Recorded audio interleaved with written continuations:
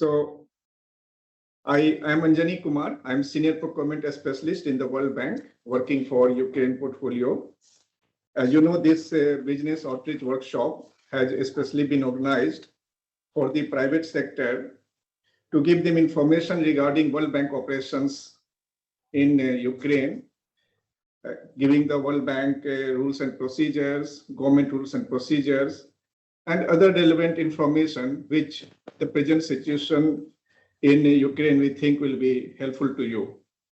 And we are expecting that you'll be actively participating, giving your feedback, what challenges you see there in your participation, or anything you would like to know. So it is a very interactive session going to be. There will be some presentations by different our professionals. So without any ado, I am now requesting Severa, our lead transport specialist and program leader in the World Bank. So on behalf of the bank management, she will be coming for opening remark. So Severa, to you, please. Thank you, Anjani, and good morning, good afternoon, everyone. I would like to welcome you today to this virtual business outreach workshop. As we all know, Russia's invasion of Ukraine has caused enormous damage to the infrastructure, services, and government systems in the country. And the international community has come together, including multilateral development banks, to work with the government to actively provide emergency assistance, to restore services and repair damaged infrastructure, to help sustain the economy and help livelihoods during the wartime. International community is also planning for the reconstruction of Ukraine, which will require massive financial assistance, and procurement of goods, works, and services will be critical for the reconstruction program. The recently completed rapid damage and needs assessment, which was a second attempt to present and assess the damage, losses, and needs from 1 year of the Russian invasion. The assessment was presented in March 2023, and it estimated the total damage to the infrastructure that has been inflicted in Ukraine by the aggressor across 20 sectors, totaling about $135 billion. And the total estimated reconstruction and recovery needs were found to exceed $411 billion, which is 2.6 times the actual GDP of Ukraine in 2022. This assessment was a joint effort which was prepared in partnership with the government of Ukraine, United Nations, European Commission, and the World Bank to inform reconstruction and recovery planning by the government, as well as the development partners. The assessment follows an internationally accepted and robust damage and loss assessment methodology, which has been endorsed by the United Nations, European Commission, and the World Bank, and it's the methodology that is usually used in disaster and conflict settings globally. We really thank the generous contributions of all the donors that funded the preparation of this rapid damage and needs assessment, such as the Global Facility for Disaster Risk, for Disaster Reduction and Recovery, the Swiss Secretariat for Economic Affairs, SECO, and the Digital Development Partnership, DDP. The highest estimated needs that were identified by this assessment were mostly in transport, housing, and energy, but also in social protection and livelihood sectors, as well as explosive hazard management and agriculture. Today's business outreach workshop is intended to inform the business community, such as you, about the opportunities to participate in the supply of works, goods, and services in Ukraine for projects financed by the World Bank. During the workshop, we hope that you will be able to learn about the opportunities in Ukraine and receive a brief overview of the World Bank portfolio in Ukraine and information about the Ukraine Relief, Recovery, Reconstruction, and Reform Trust Fund, supported by various multilateral donors, and the emergency programs that the trust fund is financing. You also will be able to hear about the procurement rules and procedures of Ukraine and those of the World Bank, and receive some tips on how to prepare acceptable bids and proposals to participate in procurement under the World Bank finance projects. You also hear about the mechanisms for resolving potential complaints from bidders that exist within the World Bank projects, and also understand some of the challenges in participating in tenders and executing contracts in the current situation that prevails in Ukraine.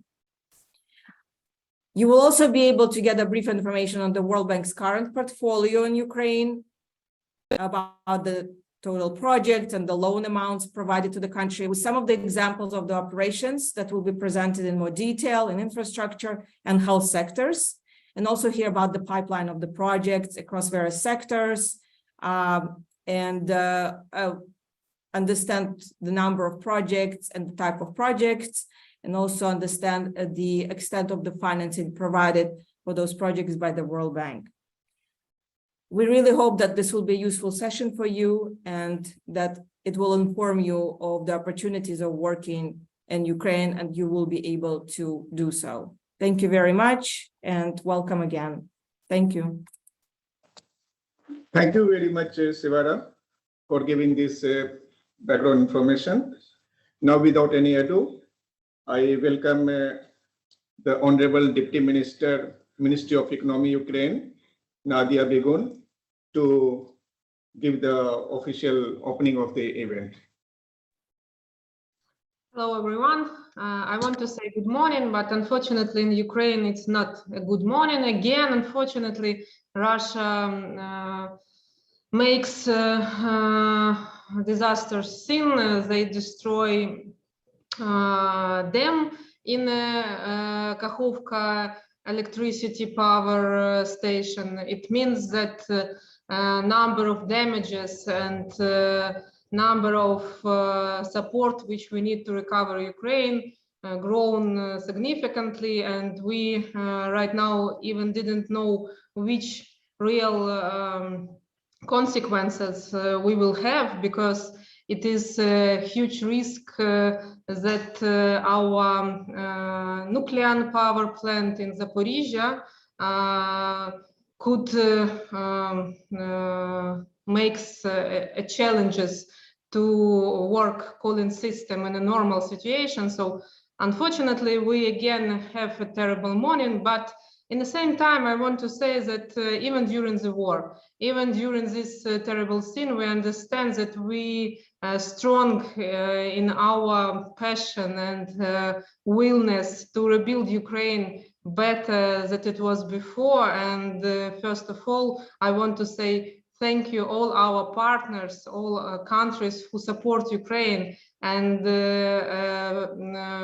I think job which makes the World Bank and this particular events to involve international community to recovery process, it's a very important thing, and we Ministry of Economy especially very much appreciate for that. And I hope that the international community really understands that Ukraine it's a area for opportunities. And I want to say a few numbers. Now we have almost 1 year full-scale war, and when the full-scale war happened, we almost stopped all tender procedure. So maybe you know, in Ukraine we have quite progressive e-system for procurement. It's called Prozoro. What does it mean, transparency? So 1 year before we stopped Prozoro almost fully, but from summer we step by step to return all public expenditure in our e-system. And right now we have almost 75 expenditure we procure through e-system. And as you could understand, in all these circumstances, with all these challenges, we really to able makes a procurement in as usual way, in civilization way, and with colleagues in the World Bank, we discuss to launch a specific procedure in our e-system, for which will fully align with the rules, procurement rules World Bank, and we expect that in July we will be ready to announce that our e-system fully aligned with the World Bank, and it could be possible to make tenders through our e-system in a project from World Bank. Today, my colleagues, Hanna Medvednikova, Head of Department of Public Procurement, tell more about our e-system and how it works. And today it is third our meeting, as I remember. And as we know, in the previous meeting, we have a question about is it possible to participate foreign suppliers in Ukrainian tenders? And it is answered yes, because our e-system open, and if we talk about tenders from state budget, or if we talk about any tenders in our system, it's possible to be participant, and my colleagues could share with you information how you could find opportunities here in Ukraine, and how you could participate in our procurement procedure. In the end, I want to again say thank you, all partners and all our friends all around the world. And for us, it is definitely, we talk a lot about winning after war, because we understand that we definitely win and victory and justice on our side. But we understand that we have a huge job after war, and we understand that we need to rebuild Ukraine and make our country strong enough to be sure that in the future such aggression could be impossible. So I welcome you to Ukraine, and to find opportunities here in Ukraine, and to participate in our procurement procedure. And I'm sure that here in Ukraine you really could be successful. Thank you, and have a nice meeting. Thank you very much, Honorable Deputy Minister. Colleagues and participants, you have heard not from no else than the Deputy Minister of the Ministry of Economy itself. This was very important information, I understand, for you. Now I invite our one more World Bank colleague, Senior Country Officer, Claudia, and she will give you in next 10 minutes some important information regarding what is the World Bank projects, World Bank portfolio in Ukraine. And also she will give some brief regarding the rapid diagnostic and need assessment was done some time back, 3-4 months back. So some information regarding that. So Claudia, to you. Good morning, everyone. I would like to ask Dasha to put my presentation on the screen. It's really short, but I think it's useful to see some figures at hand. Yeah. So first of all, when I'm talking about World Bank projects, I'm talking about investment projects. These figures do not include other instruments that we've been using to support Ukraine, which were not targeted at investment. Why? Because I thought that as businesses, you would be interested particularly in that part where you could participate, you could be part of. So just for a little bit of retrospective, as of February 22, when the Russian invasion started, World Bank had 12 active investment projects, and our total portfolio of investment projects was over 3,360 million, of which around 46% was undisbursed, but only around 500 million was uncommitted, so was still open for basically for tendering. The rest was contracted to various international or Ukrainian suppliers. The portfolio has evolved, and there were projects that we have completed and closed since then, and one of those was actually the roads project.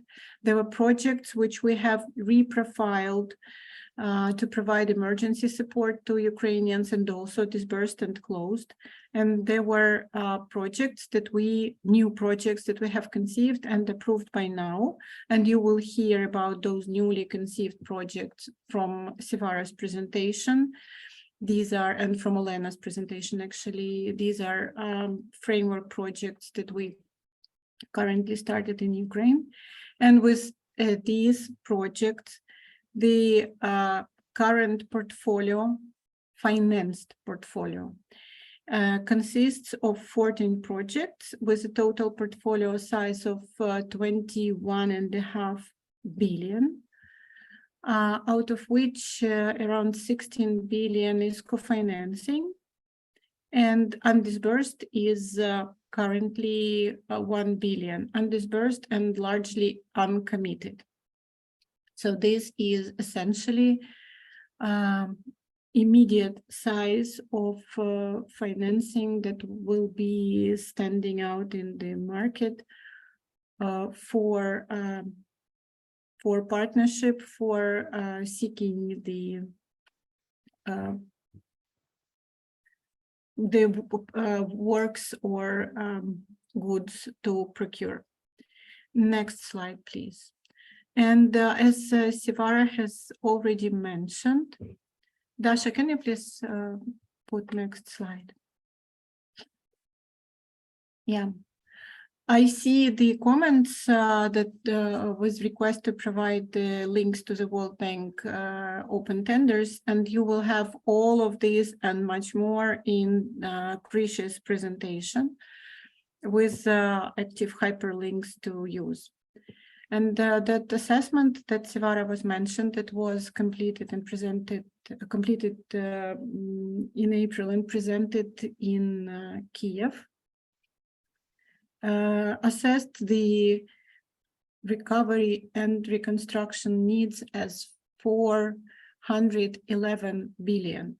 And as we heard today from Deputy Minister, it is growing, unfortunately, and growing rapidly, and one day can bring billions of reconstruction needs, also unfortunately. And direct damage, as assessed at that moment in time, constituted 135 billion. So these are the figures backed up by solid methodological assessment that we're looking at. Of course, many of them will be only put up to action upon completion of the active hostilities, when Ukraine wins and regains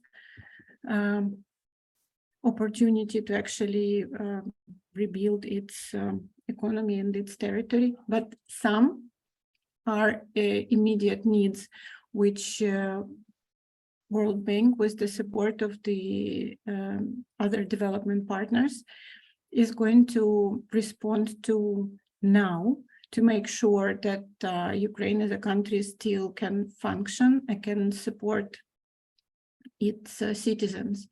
And just to share with you one anecdotal thing, which might be very demonstrative for you, that just recently I've heard from my Austrian friend that Ukrainian postal services, even during the war, still work better than Austrian ones. Of course, it was like kind of a joke, but for you to understand that inside Ukraine, even though the awful war is ongoing, logistics working, services are being provided, goods are being moved, and life still continues. Next slide, please. I just wanted to give you a little bit of a flavor how these recovery needs are distributed between the sectors. And the green ones represent like sort of economy and finance. The orange one represent what is called municipal services, water supply, telecommunications, transport, energy, and extractives. And again, energy and extractives needs were assessed by 47 billion, but we know that as of today, this figure is higher, even though some of those needs have been already responded to. Transport needs are assessed as 92 billion, telecommunication 5, water supply and sanitation 7. The blue sectors are culture and tourism, social protection and livelihoods, which is also quite high, 42 billion, health 16 billion, education 11, housing 69, and the purple sector 38 million is managing the explosives and hazards. So this is just for you to understand based on this, what is the size of the needs in the sector you might be interested in. Next slide, please. And about our immediate plans, by the end of 2003, we plan to approve at least 4 new investment projects. Again, I'm speaking only about investment projects, with a total committed amount around 2 billion. And unfunded needs included in those projects would be much higher, but this would remain to be filled. And significant share of those projects will include procurement and works. So this is where you may be looking at for your business, essentially, with Ukraine. Next slide, please. And I just wanted to mention to you that every project of the World Bank is thoroughly thought through to not only benefit the infrastructure and economy, but to benefit citizens of Ukraine, to support greater transparency, governance, and greater cohesion. Each project that we prepare now is really important and critical for the recovery of Ukraine. And while working with us on those projects, may contribute not only to your corporate profits and benefit you as a business, but also to your corporate values, which I strongly believe you all have and would like to support. Thank you very much for your attention, and looking forward to any questions if you have those. Thank you. Thank you very much, Claudia. So colleagues, we will have a question and answer session after the next session. So please hold on your questions. So I'm inviting again Sevara along with another colleague, Olena. And Sevara will be basically talking on 2 important infrastructure projects, that is Relink and Repower. And our another colleague, Olena, she will speak about another important project of health, that is HEAL. So Sevara, to you, please. Thank you, Anjani. Daria wanted to ask if you could go directly to slide 3 already. So today I wanted to share with you some of the information we have under the ongoing projects, and the World Bank is currently supporting, as was already mentioned, emergency projects in energy, transport, and health sectors through so-called framework approach, in which which basically entails that the funding is available immediately for a small portion of the total financing, and the remaining scope remains scalable as more financing becomes available and is adapted also to the changing priorities. And this approach was applied due to limited resources currently available in terms of financing for Ukraine, but not to hold up the urgent support that can be already provided through some assistance and resources that are available currently. Next slide, please. The first project is restoration. Sorry, previous slide, Daria.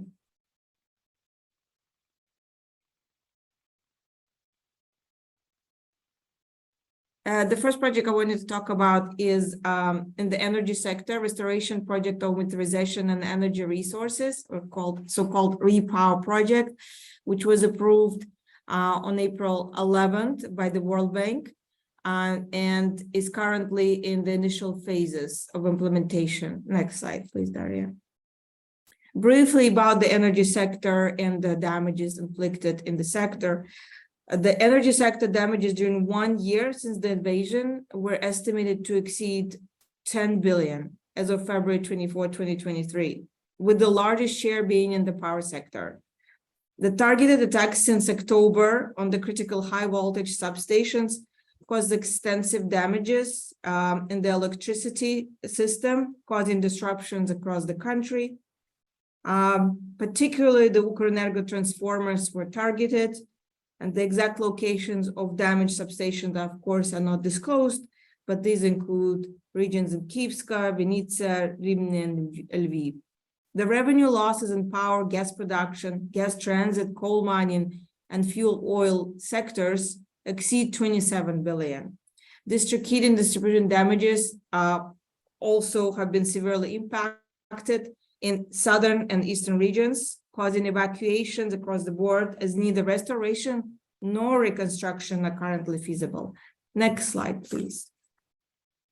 The Repower project is an emergency operation to support restoration of critical energy infrastructure and electricity transmission and heating services. And the project includes only procurement of equipment and materials needed to repair the system. Out of 500 million that have been appraised, the project is currently financing 200 million from a grant provided through this Ukraine Relief Trust Fund. The components include emergency equipment for the electricity transmission infrastructure and emergency equipment for the heating services. The first component, which is currently partially funded out of 300 million allocated, 200 million is currently being funded, is a support directly to Ukrenergo.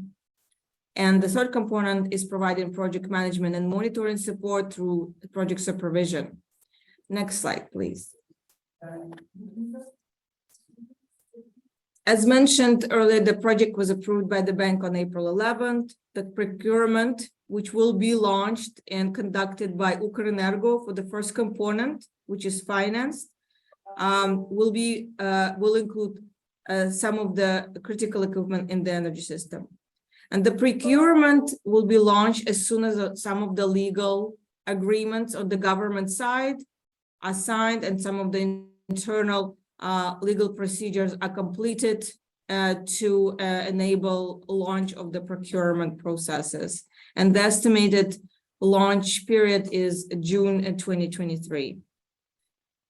Next slide, please.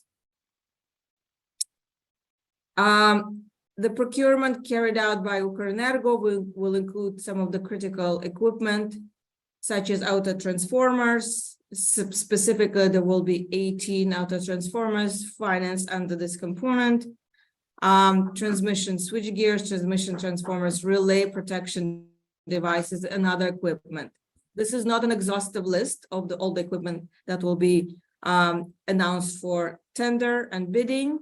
However, you will be able to find more details in the procurement plan, which is currently included in the project document, but is also being updated considering some of the shifting priorities in the sector and taking into account some of the financing that is also being provided in parallel by other financiers, donors, and multilateral development institutions.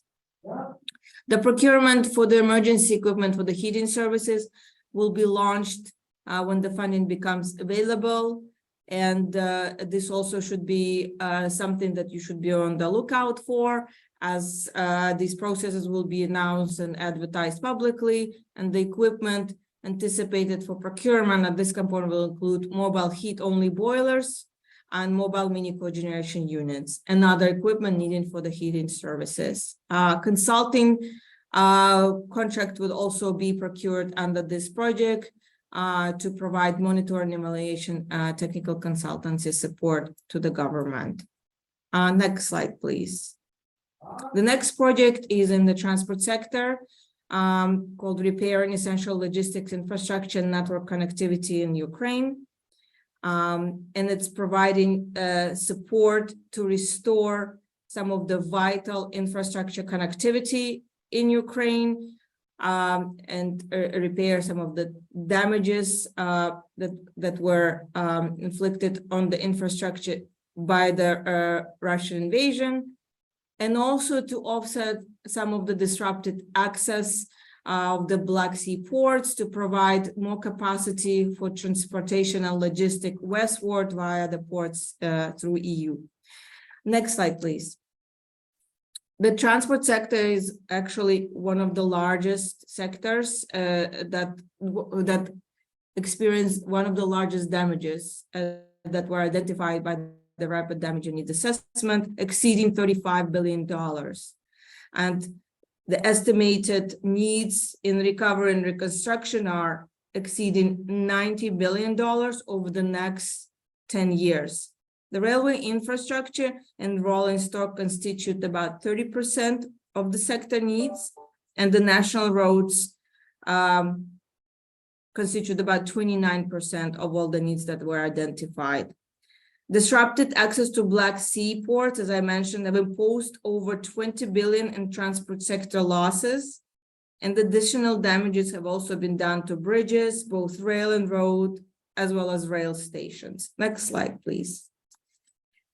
The Relink project is supporting urgent repairs to the road and railway infrastructure and is being implemented for the road component by Agency for Reconstruction, or the formerly restructured road agency Ukravtodor.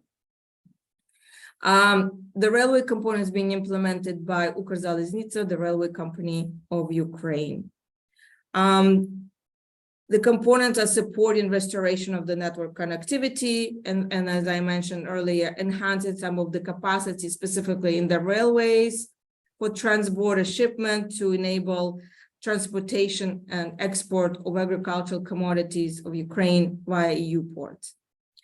With about 50 million of grant funding also from the Ukraine Reconstruction Trust Fund, URTF, which was approved on February 9 and signed, which was approved on February 9 and signed on February 10.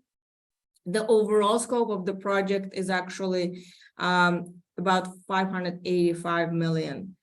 And the project was prepared with anticipation that additional financing will be provided to cover the remaining funding gap and needs. And the components would be adjusted as needs increase, priorities emerge, and some of the previous needs have been already financed by other donors. The third component and the fourth component are providing support for project management and monitoring and oversight, and including supervision and verification of delivery of the goods.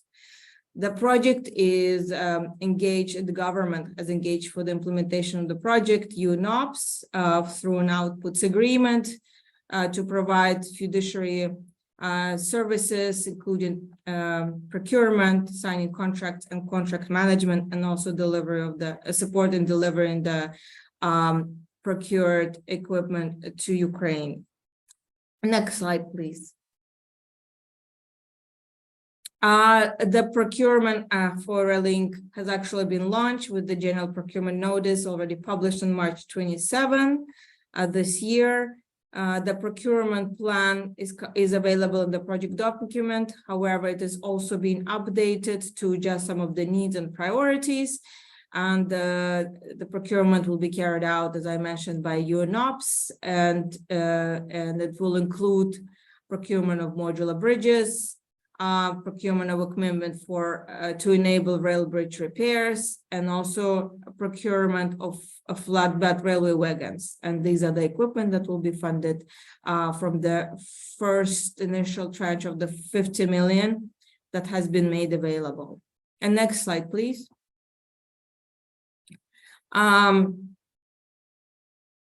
This is again a snapshot of very brief snapshot of the procurement plan and anticipated timelines for the procurement.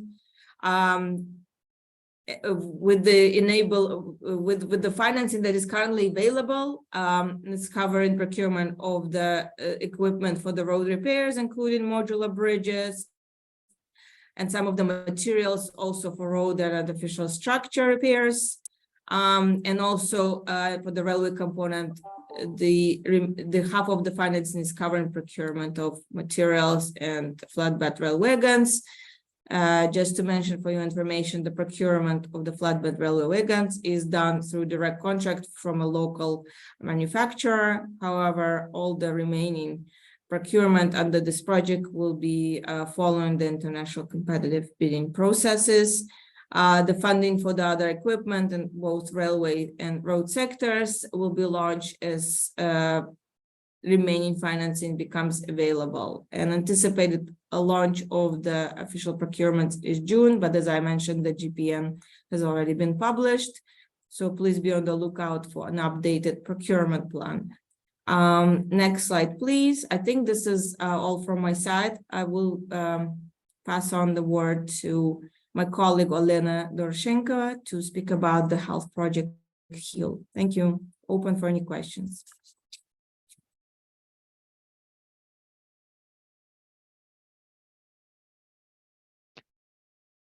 Good morning, colleagues.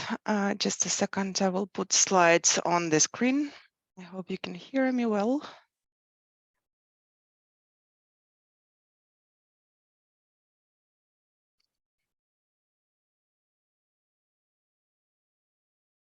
Yeah, we are almost there. I just want to use the full screen.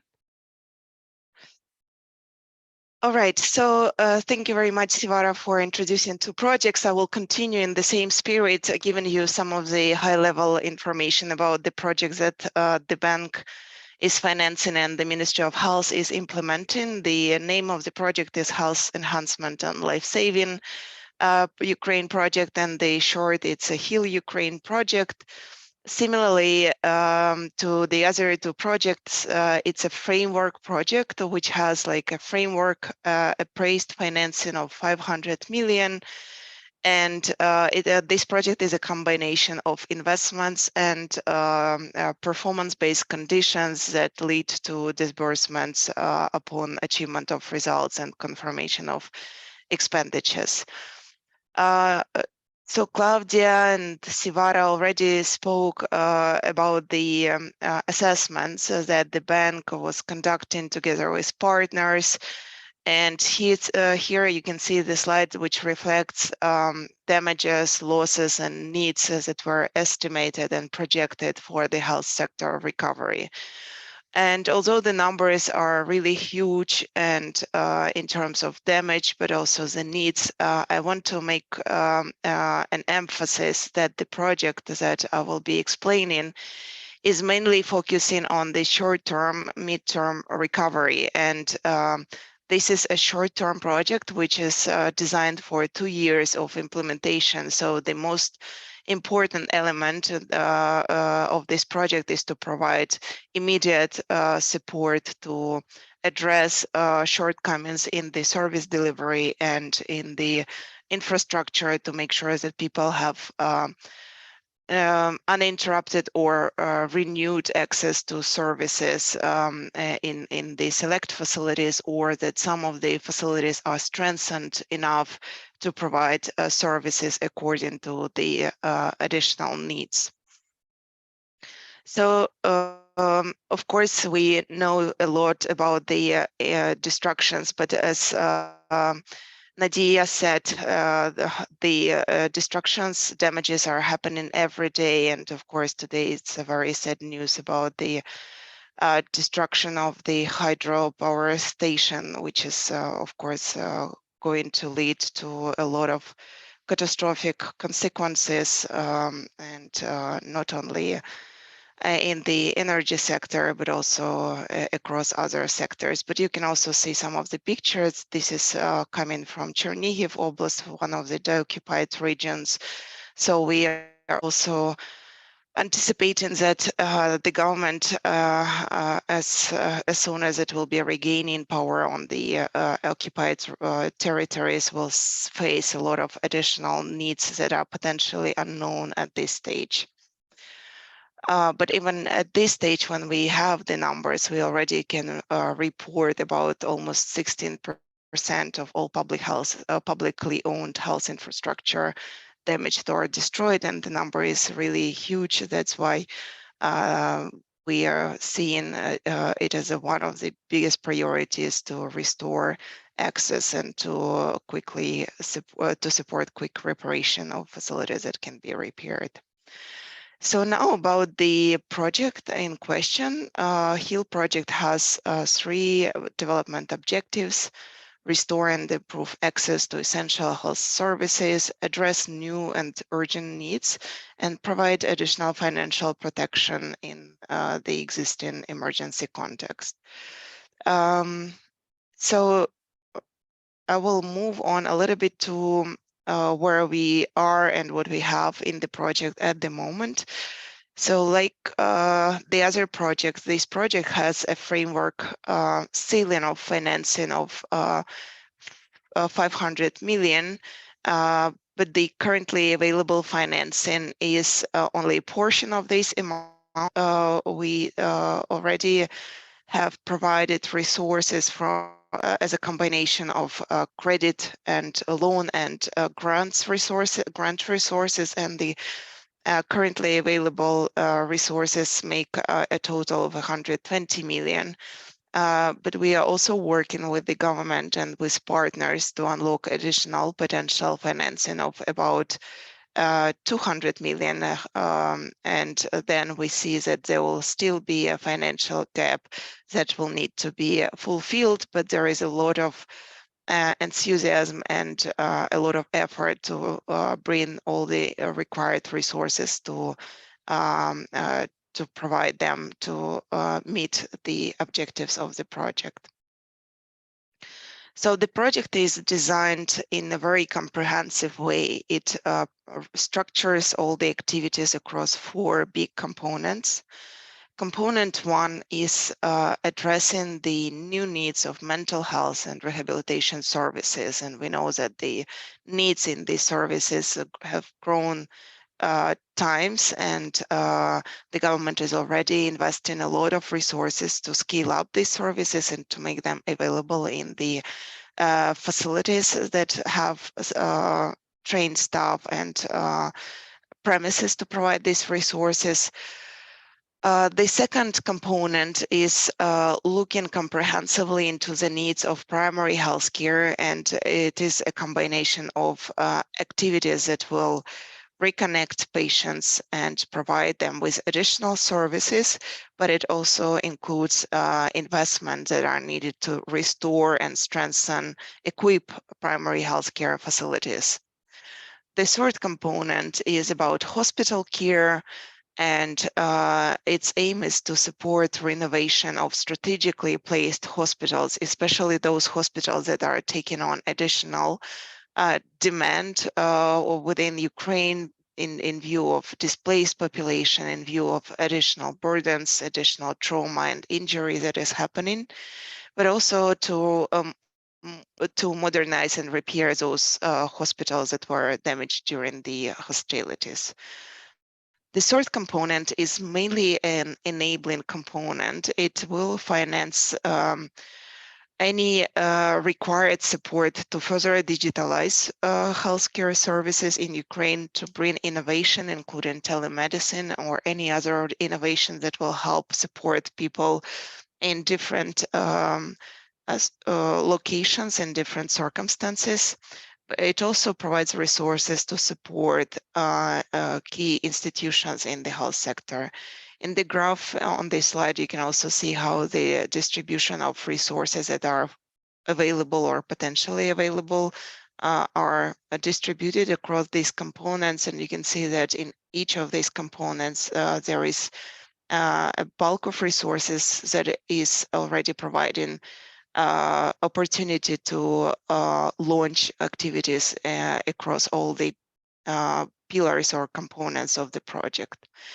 Now, speaking a little bit more about specific components. So as I mentioned, the country is investing a lot into the scale up of services, specifically mental health services and rehabilitation services. So this component is a combination of results that the government is planning to achieve and is already investing into the provision of services, such as provision of mental health services to at least 500,000 people at the primary healthcare level, and provision of rehabilitation service to at least 112,500 unique patients at hospitals, but also at outpatient level. So we see a good progress across these two components, and we provide support and technical assistance to move along these targets, but we know that other donors are also supporting these activities big time. In addition to technical assistance and in addition to strengthening service delivery and achievement of results, this component also includes resources to support rehabilitation of facilities that provide these types of care, also to equip these facilities, to train staff, and to provide any additional technical support that is necessary to improve effectiveness and quality of services here. So at this stage, the government is finalizing the collection of needs in terms of equipment for rehabilitation facilities, and also verifying those facilities that will be covered with the resources of the project in terms of modernizing them, making sure that they are barrierless and they are fully accessible to people, but also any additional improvements that are necessary to improve safety and quality of services. In the component 2, you can also see it's a combination of performance-based conditions. That is what PBC is standing for. So meaning that there will be results or key indicators that the government is planning to achieve with the resources of the project, and the bank will be reimbursing eligible expenditures that are incurred to achieve these targets. You can see that in 2 of these results, we already have recorded significant progress, and the bank has already dispersed resources according to the reported expenditures for these targets. The investment component, the investment part in this component includes works and to repair facilities, reconstruct facilities. It also includes resources to provide equipment or to support energy efficiency modernization of facilities, such as at least 100 of primary healthcare facilities will receive solar panels, batteries, and other necessary equipment to make them more energy autonomous. So the ministry is already running a call for expression of interests across primary healthcare facilities. You can see the link to this call, and we expect that within the next couple of weeks, there will be a complete list of facilities that will be receiving this support in the first wave. And we already discussed with the government that 100 facilities is the first target, and very much likely there will be additional targets and additional scale up of this activity. In the component 3, we currently have only $15 million of financing available immediately, but we are discussing additional allocation to this component because we all know that modernization, reconstruction of hospitals is usually a very costly task. So at this stage, the government is already negotiating the contract with the engineering company to support these works. And the government has also initiated a call for expression of interest from the facilities, and the experts are reviewing the design documentation from these facilities that have already applied to verify that they have up-to-date and modern and documents that are meeting all the appropriate standards of construction and of construction norms. And as soon as this assessment is completed, then there will be a processing of the tender documentation, and we hope to also see some of the first tenders available in the public domain. I mean, announcements about these tenders for at least 2 facilities that were identified as priority facilities, but we also hope that there will be at least 40 hospitals that will benefit from support in this component. In component 4, which is a more enabler, supporting enabling activities, we have already provided resources to support the procurement of e-health modules or any additional digitalization, such as cybersecurity or strengthening capacity for data storage and exchange. We have also provided resources to support any additional tasks of the institutions that operate in the health sector, and this component finances the management of this project. So here are 2 links. Of course, the official link to the Ministry of Health website, which publishes information about the project, but there is also a web page in the Facebook that informs about some of the activities of the project. So this is it in a nutshell about the health project. Thank you very much.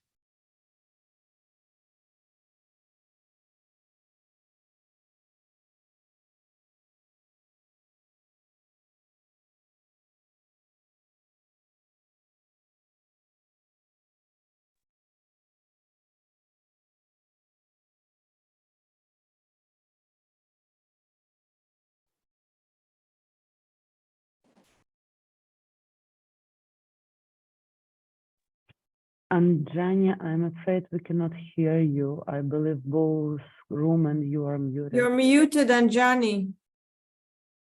You've been muted the whole time.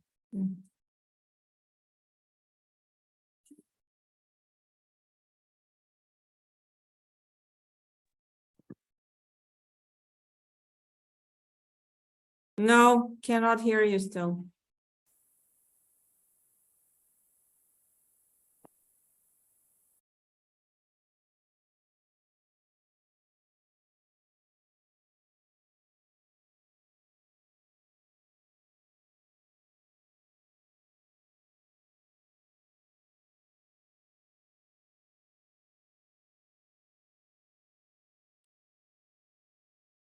Maybe you can unmute the room where you are. That's what we're trying to do, Sivara. Okay, now. But now I'm talking from my This laptop. worked. Maybe we try to do the same.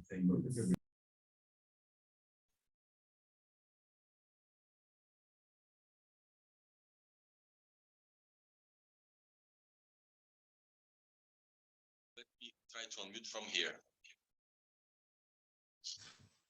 Yes. Now, hello.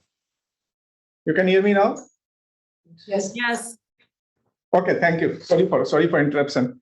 So thank you very much, Olena and Sevara, for this very important information on these three important projects, two on infrastructure, railing and repower, and on the hill.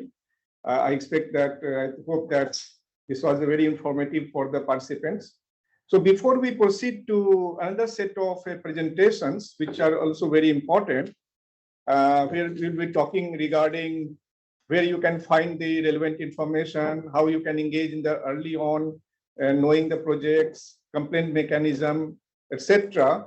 And also the our government counterpart will present on their side of a story from the government perspective, the rules, procedures, etc. This is time to have a short discussion now on the whatever has been presented so far. There'll be other things presented later on, so might be sometimes you will ask questions on that. We'll see how to handle that. So now around 20-25 minutes, we will be discussing whatever has been presented. So it is open for any question. You can just start speaking. Whosoever comes first come first, and we'll be giving the answer from here. Thank you.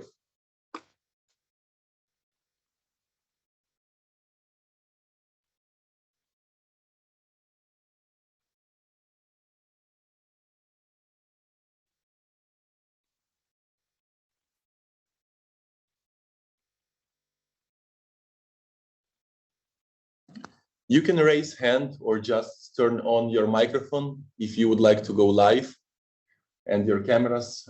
Alternatively, please use the chat box. Thank you.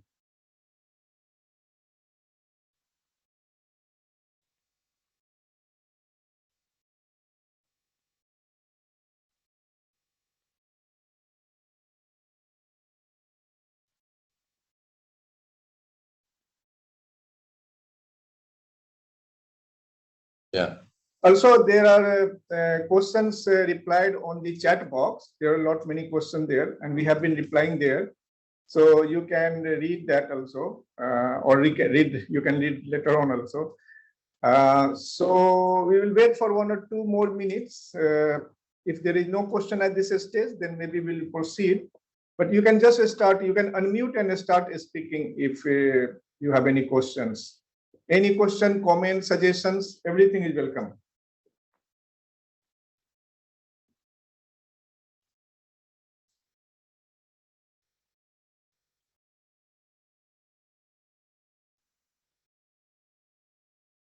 So I think we can now proceed because maybe then after that, after the 2 sessions, people will have more thing to talk.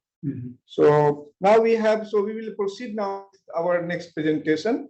We have here with us Mr. V.S. Krishna Kumar.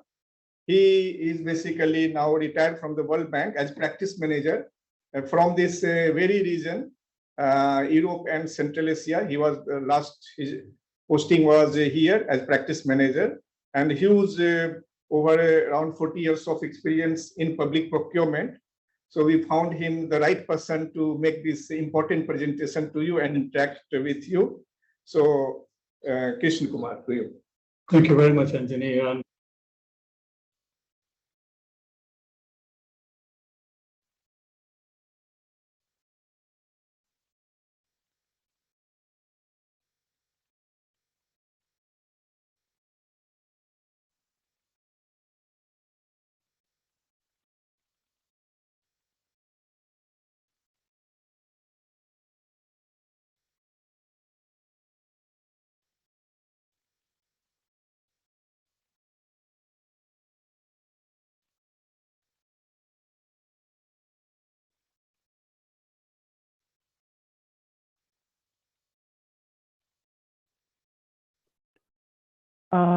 Krish, we cannot hear you, unfortunately.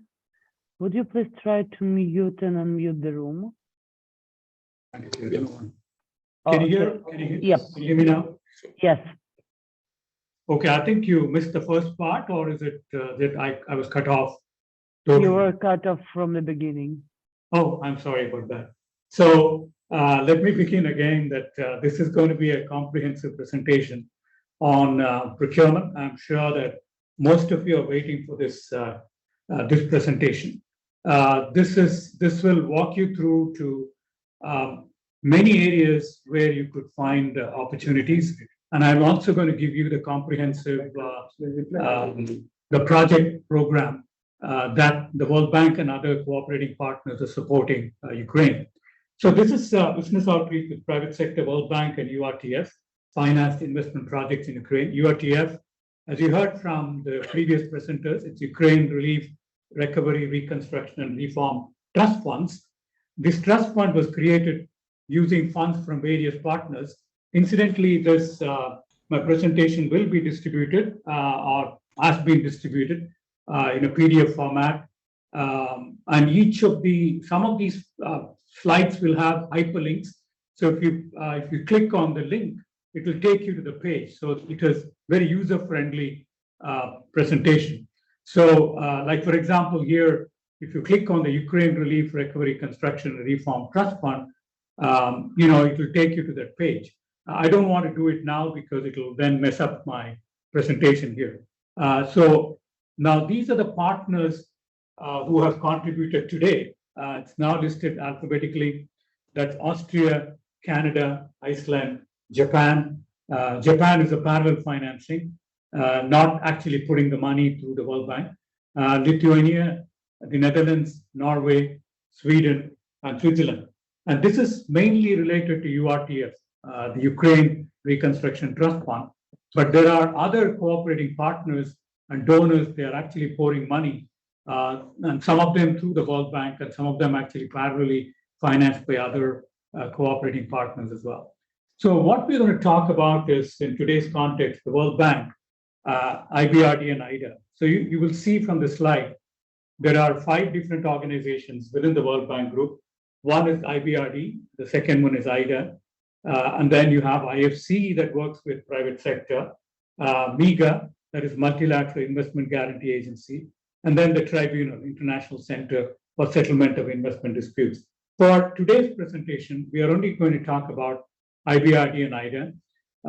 Because of Ukraine crisis currently, after the invasion of Ukraine by Russia, Ukraine got eligibility on IDA financing, that is financing with pretty much no interest, only commitment fee.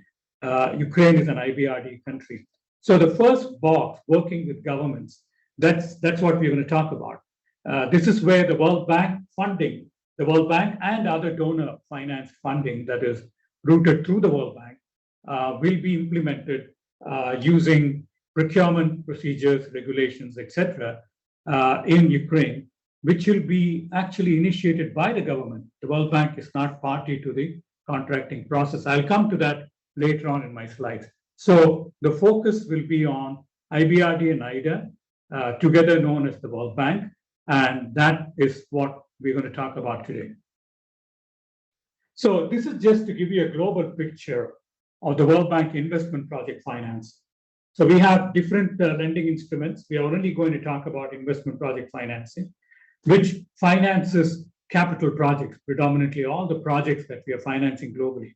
So the FY22, the IPF funding globally was close to $240 billion.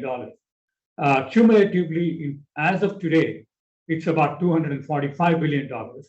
And IBRD, IPF, what does it do? Provides IBRD loans, IDA credits, and grants and guarantee financing to governments, not directly to private sector, but to the governments. And the governments, in turn, initiate procurement and award contract to private sector. So, in turn, the money goes to private sector in one way or the other, but not directly to the private sector, but through the government-initiated projects that are financed by the World Bank. So in FY22, there were close to 1,800 projects covering about 146 countries. So this is just to give you a context.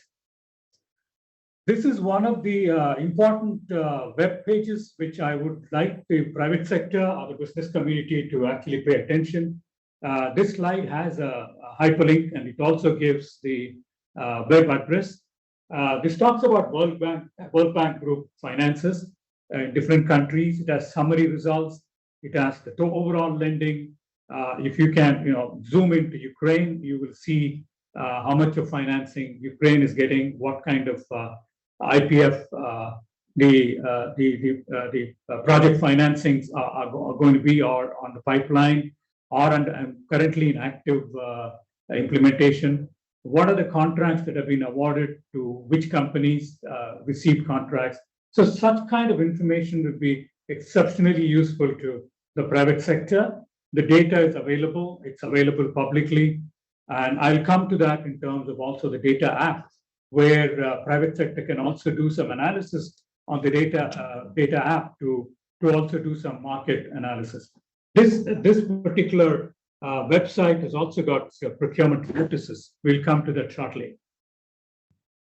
This, the private sector, the business community should know the overall practice groups and global teams that the World Bank operates under. So we have 4 practice groups, and each practice group is headed by a vice president, and each of the practice groups has got global practices. These are subset of the practice groups. For example, in sustainable development, we have agricultural, food, climate change, environment, natural resources, social sustainability and inclusion, urban disaster management, etc. And in infrastructure, you have digital development, energy and extractive, infrastructure finance, PPPs and guarantees, transport, and similarly on human development. And centrally, we have global teams, which are basically cross-cutting teams that cover all the practice groups, fragility, conflict, and violence, which is applicable to Ukraine in today's context. Climate change, yes, that's applicable to all the projects and all the practice groups. Gender, jobs, knowledge management. They're all cross-cutting teams that support all the practice groups that are implementing or managing projects across all the countries in the globe. This is again a global picture, the lending amounts by financial year. This is as at 31st of May, very recent. There were 1,773 projects globally. And if you can see on the slide, you will see the region. We are split into 6 regions. One is Africa East, the other one is Africa West, a group of countries, South Asia, Europe and Central Asia. That's where we are in, and Ukraine is part of Europe and Central Asia, and East Asia and Pacific, and then Latin America and Caribbean, and Middle East and North Africa. So these are the 6 operating regions. As you can see, there are individual projects that are shown, and also the overall cumulative commitments in terms of the loans that are actually associated with active projects. All these projects are currently active, and the column that shows disbursement shows that the amount that have been already disbursed, either through contracts that have been already awarded, or it could be non-procurement activities that are being actioned by the governments that are implementing these projects. And then it's also shown by practice groups in terms of sustainable development, infrastructure, human development, and equitable finance and growth and institution. So this is again a lending amounts by financial year global.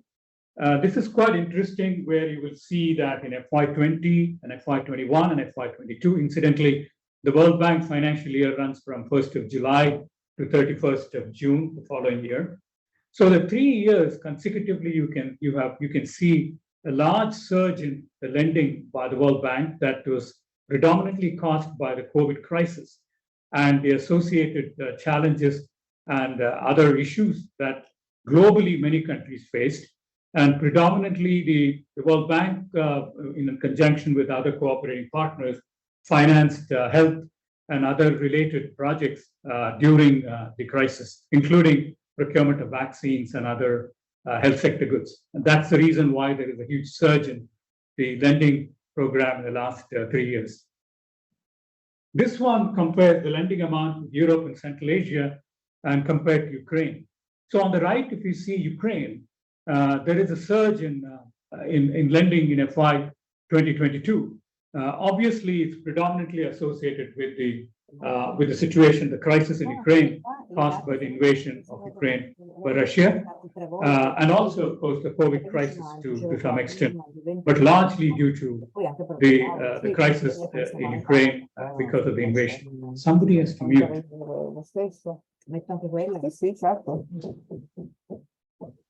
Somebody, Can you, yeah. Okay. can you mute? Si sono recati personalmente presso il Somebody's, CAI nelle date del, qua non erano CAI, erano Dasha, can you able to mute them? Dasha, someone is speaking, so Yeah, we need to mute. participants, please mute. One of the participants is not muted. I think it's Sylvia. It says Yeah, Yes, no. okay. Yeah, so this is, now the next slide is basically zooming into Ukraine from the previous one. The data is exactly identical to what I showed in the previous slide. The previous one was comparison between Europe and Central Asia and Ukraine, and this one is predominantly Ukraine. So this one, you heard the previous speakers talk about the updated Ukraine recovery and reconstruction needs assessment. This was released on March 23rd, 2023. I would urge the private sector, the business community, to take a look at this document. It's about 80 plus pages, but it's important for private sector to understand what this document really talks about. What are the areas in which the government needs, Ukrainian government needs assistance, and what level of assistance? And you can see the document also talks about the $411 billion currently as of February of 2023. Now that's in fact increasing day by day as we speak. So my plea is for you to read this document.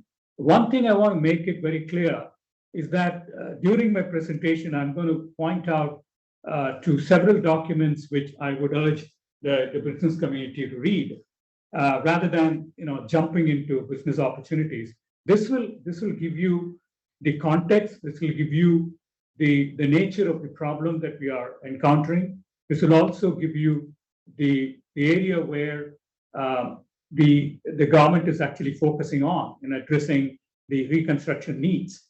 So and this also talks about some of the challenges, the risk associated, what are the mitigation measures and plans, etc. So you may find sometimes these documents and all the references I'm providing may be overwhelming, but I think it's important for you to take a look at these documents, prioritize what you need to focus on.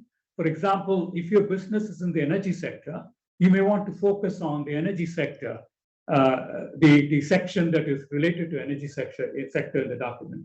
But you may also focus on the section that talks about issues of challenges and risks and mitigation measures.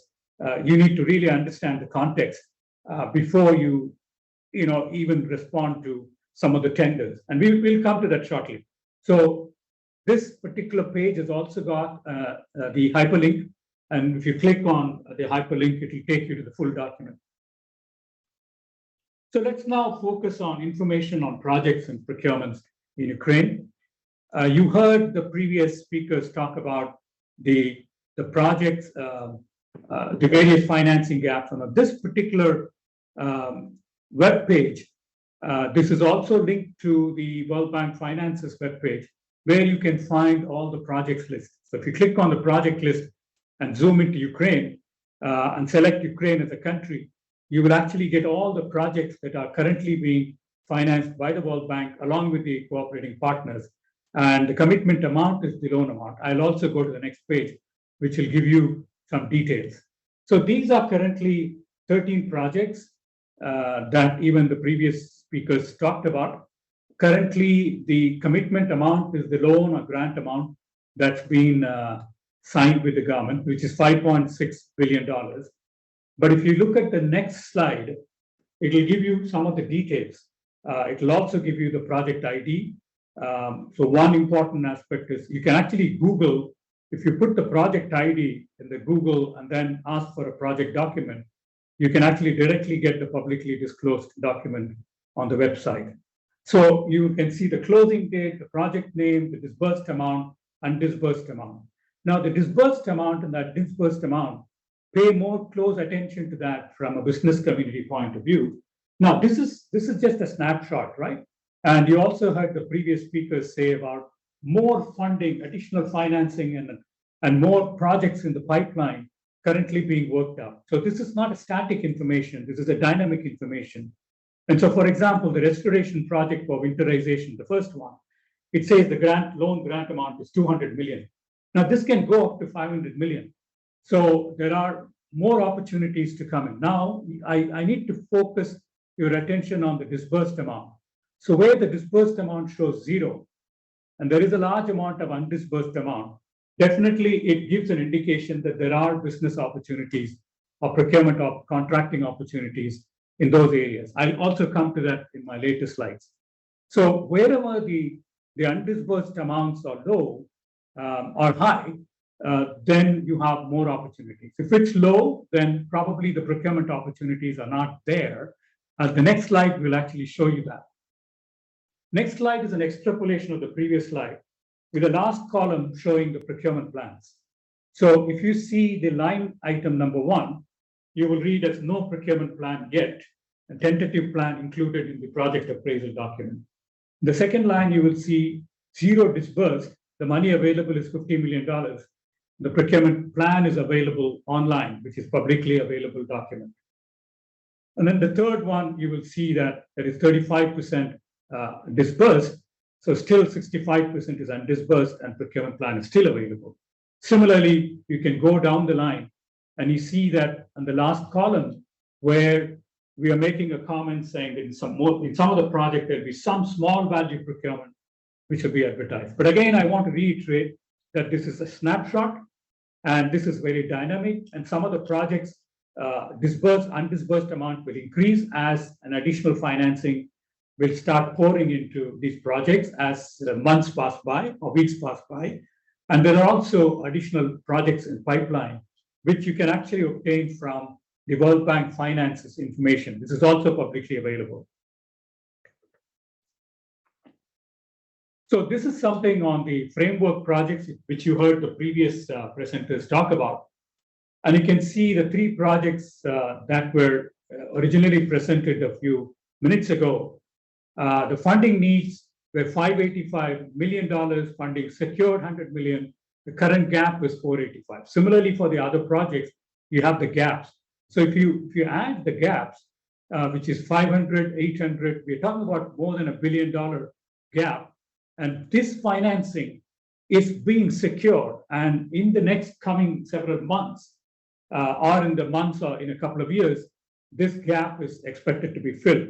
What it means to business communities is that you have opportunities for procurement and contracting under all of these projects and also any other pipeline projects beyond the scope of these 3 projects.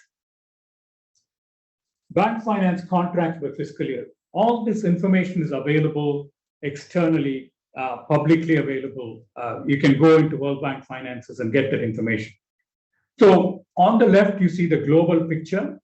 As I told you that in the FY 2021 and 2022, there is a huge surge of lending, and that is reflected by a huge surge in contracting as well.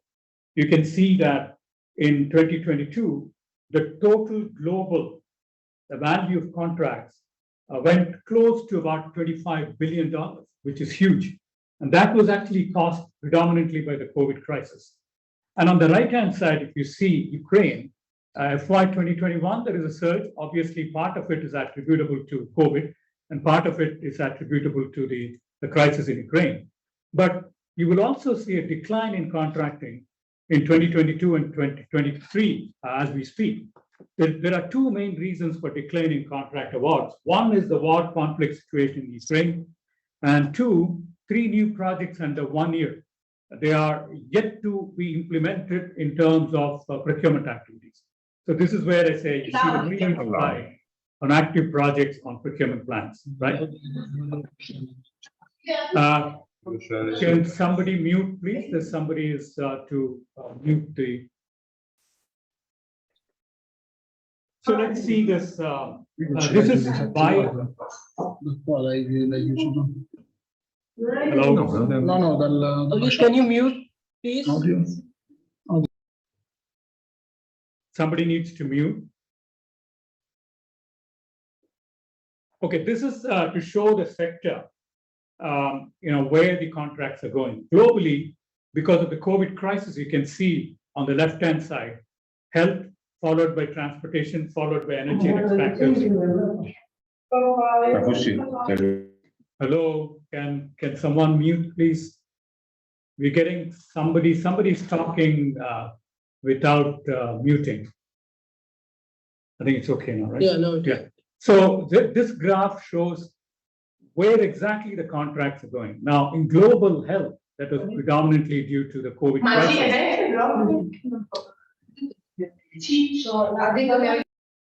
Hello, somebody needs to unmute, mute, please. Please mute. Colleagues, I would really much appreciate if you would carefully follow that you not incidentally unmute yourself.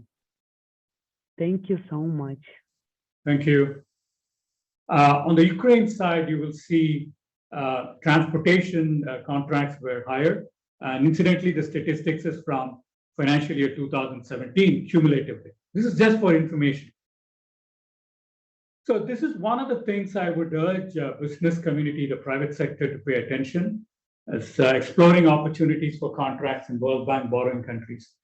This is what I said that, I'm going to point out various documents that I would urge the private sector to read before jumping into, going into any procurement activities. Systematic country diagnostics, it's self-explanatory, then country partnership framework, builds on what are the priorities for the country. It works closely with the government and produces this document. That's publicly available document. Then emerges the country portfolio program. Based on the country partnership framework, several projects are identified in order to achieve the CPF objectives. There is one document which I would pay much attention to, is the project appraisal document. That incorporates project design, arrangements of planned environmental, social safeguards, financial management, procurement activities, etc. I'll come to that in the next slides. And then the general procurement notice, specific procurement notice that are published for the information of all the global communities, whether it is EU or globally, all over the world. So there are equal opportunities to all bidders and suppliers globally. There are some exceptions, but predominantly all countries, all suppliers are eligible to participate. The exceptions are those who are debarred or sanctioned by the World Bank and other partners that debar the firms because of fraud, corruption, etc. So let me come to the most important part is read the publicly disclosed project appraisal document. So I can't overemphasize the need for the private sector to read the project appraisal document. It is a document that talks about the project, that talks about how the project is designed, that talks about what are the various components in the project, how they are financed, what is the total amount to be financed, what is the financing gap, what are the other cooperating partners that come and participate in the project, what are the risks associated with the project, and what are the mitigation measures, what are the challenges. And there are sections devoted to fiduciary, like financial management, payment systems, procurement management, and what rules and procedures need to be followed in procurement and contracting. And most of the documents will also have some tentative procurement plan within the project. So it's very important for private sector to read the project appraisal document. Now, that doesn't mean that you're going to read all the 13 projects in Ukraine. Obviously, you will only focus your attention on the sector that you are specializing in. As I said, if you're energy and extractive sector are supplying energy equipment, or you are in the transport sector, or you are in the health sector, you are going to read only those documents that are pertinent to your business area. Okay? And this is the project document as an example. And you heard Severa talk about the restoration project of winterization and energy resources, which was approved on April 11th, which is fairly recent. And this is a publicly disclosed document. So this has a link, a hyperlink. So if you click on the link on this page, it will take you to the document. And it has, I will also give you the relevant extracts from the document for your information. So this is just an example to show the table of contents, right? It also talks about country context, institutional context, the project components, the implementation arrangement. This is absolutely critical for the private sector. Institutional implementation arrangement. You need to know who is implementing it, who are all the agencies implementing procurement, because procurement is central to almost all of the infrastructure projects, all of the IPF projects, procurement is central. Then it talks about technical economic analysis, fiduciary, where you talk about financial management, procurement. And you can see here implementation arrangements and support plan, which is Annex 1. Annex 2 is the indicative procurement plan. All of this is absolutely critical for private sector to know. Most of your unanswered questions will be answered if you read this document. Honestly, I mean, I'm actually basing it on my own experience because I come from experiences in public sector where I used to head of procurement for a large mining industry in Zambia. And then I worked on a private sector as well, procurement agency as well, one of the biggest exporters from South Africa before joining the World Bank, where I worked for 25 years. So I can talk from my own experience that if we don't pay attention to these kind of documents, you're not achieving the objective. You do not know what you're entering into.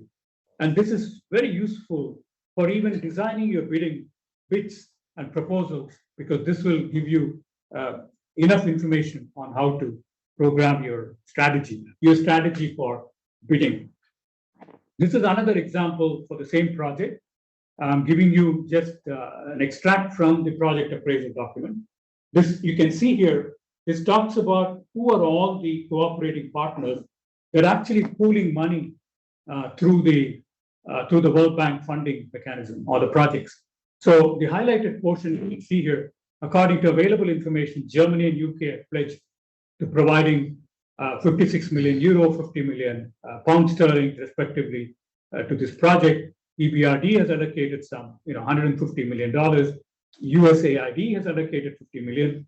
USAID is supporting the UECF, the Ukraine Energy Support Fund, acting as a procurement agency in verifying the list of urgent equipment and procuring the equipment.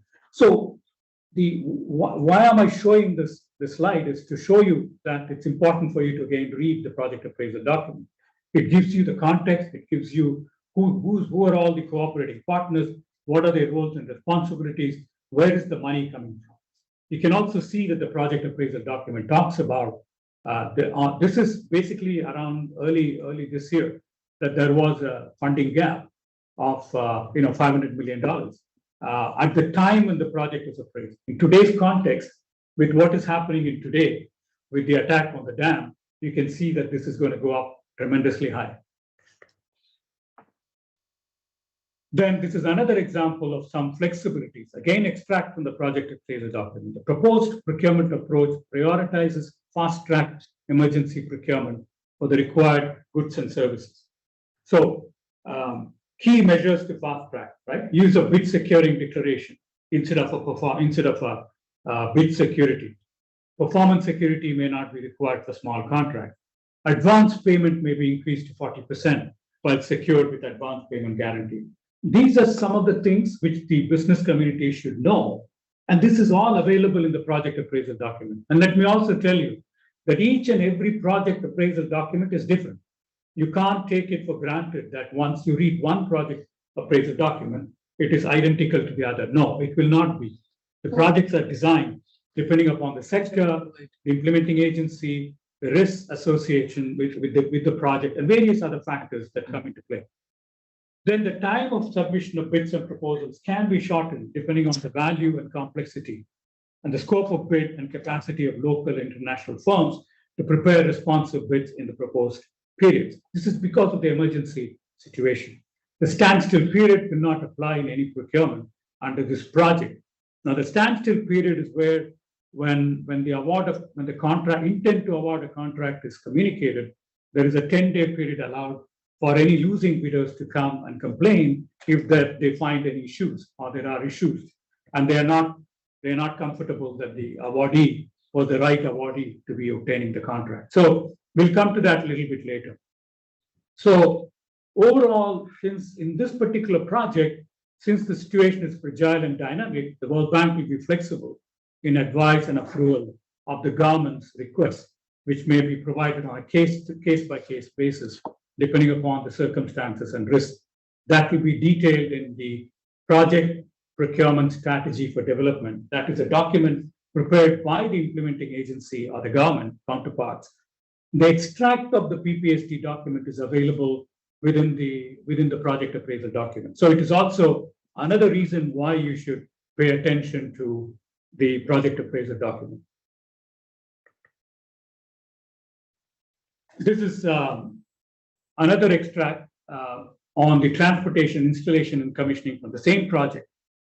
Again, extract from the project appraisal document. The project will exclusively finance supply of goods, including transportation to sites, while the direct beneficiaries, including DHCs and UE, will conduct civil work, installation, and commissioning of the supplied goods with the help from local construction companies. This is predominantly to show that goods, and the next bullet, you will say the supplier will deliver goods and equipment to hubs in Poland or the border, while beneficiaries will arrange transportation of goods and equipment to final locations, while some suppliers can arrange transportation to sites within the supply contracts. Now, this is highlighted in the project appraisal document.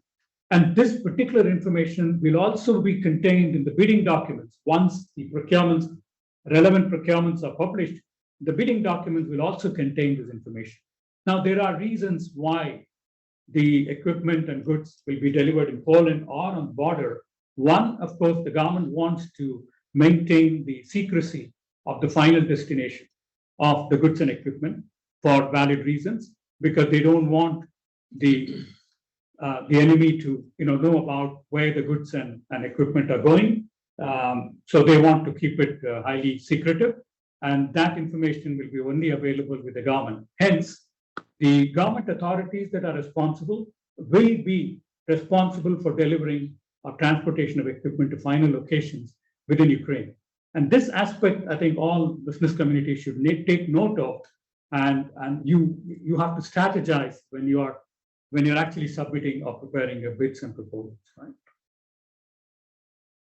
This is another example of major procurement-related risk, an extract from the project appraisal document. I can't overemphasize the need for you guys to read the project appraisal document. Now, this is just a sample of what it says.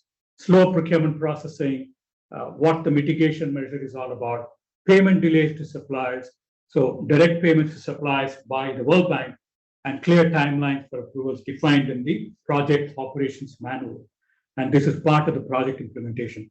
Now, these direct payments to suppliers are related to predominantly international suppliers, overseas suppliers to Ukraine, where they want some sort of a guarantee that payments will be made. So in order to sort of speed up the payments, the World Bank has proposed that based on the requests submitted by the Ukrainian government, based on the contractual terms and conditions, the World Bank will make the payment directly to the supplier. Now, for more information, refer to pages 28 and 29 of this particular project appraisal document.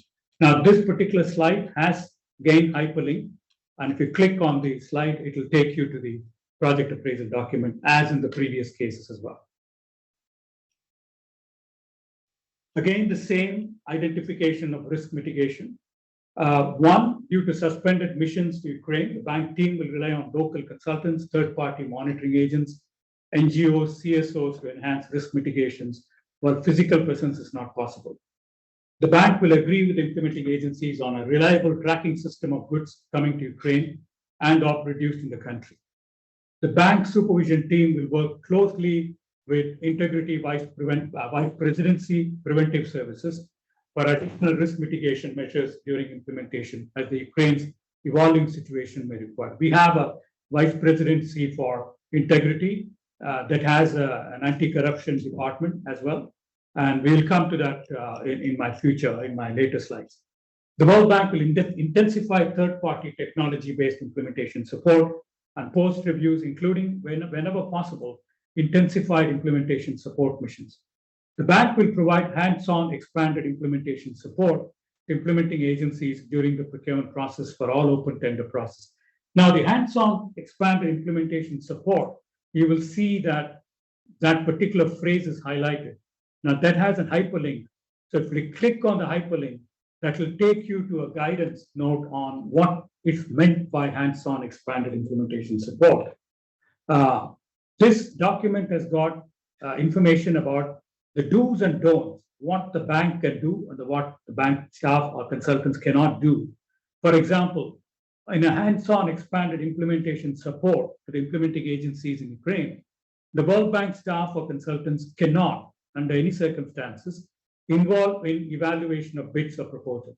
They cannot, under any circumstances, provide any recommendation on where to award the contract. That will be the responsibility of the implementing agencies or the government of Ukraine.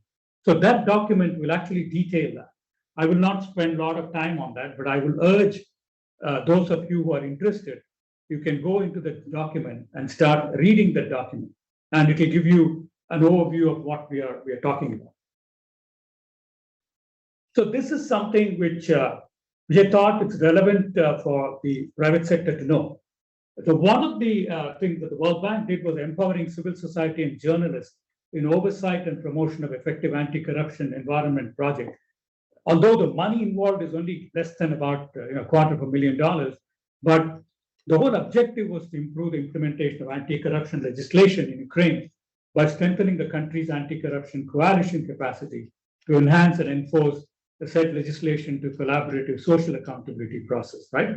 In this, the component 1 and component 2 have been implemented, and there is the component 3, which is ongoing and yet to be implemented. One of the major reasons is when during the crisis and emergency situation, especially when large amounts of funding is going through Ukrainian government, the World Bank and other cooperating partners thought that it's absolutely important for us to work with the counterparts in Ukraine to ensure that they put in proper legislation and also improve the accountability mechanisms or third-party monitoring, or including the journalists and civil society empowerment.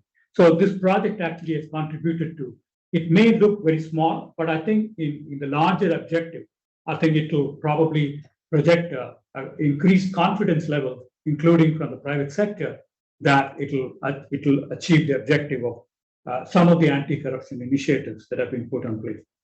The next slide is about Ukraine procurement system enhancement. This is also part of our dialogue with the government because we work with counterpart governments to also improve their public procurement system, in addition to the procurement and the various projects that are financed by the World Bank. So the objective of this project are to increase the transparency of Ukraine's procurement activities and strengthen the capacity of Ukraine to implement and monitor procurement activities. Here, we are going to work with the government in terms of integration of the Prosoro system and digital reconstruction management. This will also enhance the data analysis, the risk analysis, and provide automatic risk indicators. Our teams are currently actually working with the counterparts and to sort of enhance the system of Prosoro. So this is just an example of how a general procurement notice looks like. This has a hyperlink, and one particular area which I want to highlight is the GPN, or the general procurement notice, actually will provide you with information of the agency that is responsible for the project. It will also give you the telephone number, the email address, the website, etc.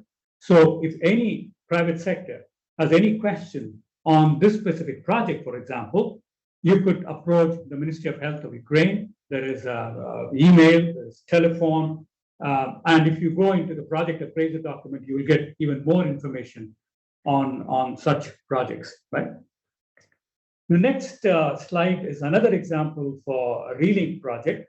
You can see that the project highlights what are the components, the procurement opportunities under this project. Now, this is a general procurement notice that gives a broad range of goods and equipment, civil works and services that are expected to be financed.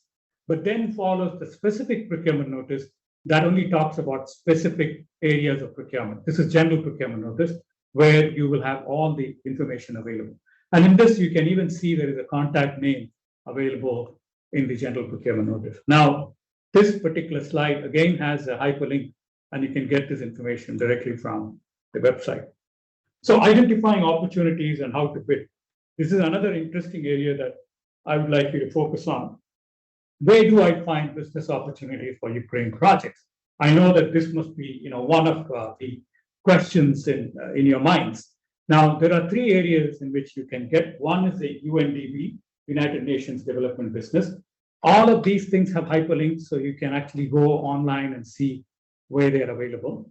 The second one is the World Bank external site with procurement notices. The third one is Prozoro, which is the Ukrainian system. So in the Prozoro system, currently Prozoro publishes all national requests. That means approaching the national market. Currently, Prozoro is not geared to accept international bids. So any international procurements are not actually using Prozoro for submission of bids. Prozoro will be used for international procurement once the system is updated to include all the required features acceptable to the World Bank. We expect that this should be available in the month of July, from next month onwards, hopefully. And then Prozoro will initiate the process of obtaining international procurement of bids through the Prozoro system. That means international bidders will be able to submit bids and proposals using the e-procurement platform of Prozoro. Mainly, the reason being that we are now ensuring that Prozoro's system is now compatible with the World Bank rules and procedures, especially when it comes to international procurement, and that they are secure. And that will also increase the confidence levels of the international bidders. The second, irrespective of the use of Prozoro, all procurement-related notices will be published in Prozoro and UNDP to enhance competition and transparency, right? And then the last point is also extremely important for private sector to know. The national procurement law enforced meets the requirements of the procurement regulation for national open competitive procurement, except the necessity to include the World Bank's anti-corruption guidelines, including World Bank's right to sanction and World Bank's inspection and audit rights in the sample procurement documents. The World Bank will not finance any contracts that do not include the World Bank's fraud and corruption related clauses. This is extremely important for the World Bank, especially when it comes to dealing with World Bank finance contracts and World Bank finance projects. All companies, whether it is firms that are getting the contract, the sub-consultants, subcontractors, everybody will come under the umbrella of anti-corruption guidelines. So this is an example of where you can find the UNDP, and there is a basic account which is free, but there is also a full subscription of $590 per year, where generally many companies actually subscribe to that. The reason being that they can actually get alerts from UNDP for a specific country, a specific sector, specific project. Whenever procurement opportunities are published, you automatically will get an email alert. You don't have to monitor on a daily basis. The system automatically monitors that for you and alerts you. So there is a fee associated. The other beauty about this site is that you get projects financed by all the multilateral development banks, be it ADB, EIB, EBRD, World Bank, IDB, the entire globe. So for about less than $600, if you are actually interested and if you're not actually subscribing, I would strongly urge you to subscribe to this UNDP so that you can be alerted. You don't have to depend on others to find out where the procurement opportunities arise, right? The next one is the World Bank alert system. This is free of charge, but this one provides you with only World Bank projects procurement opportunities.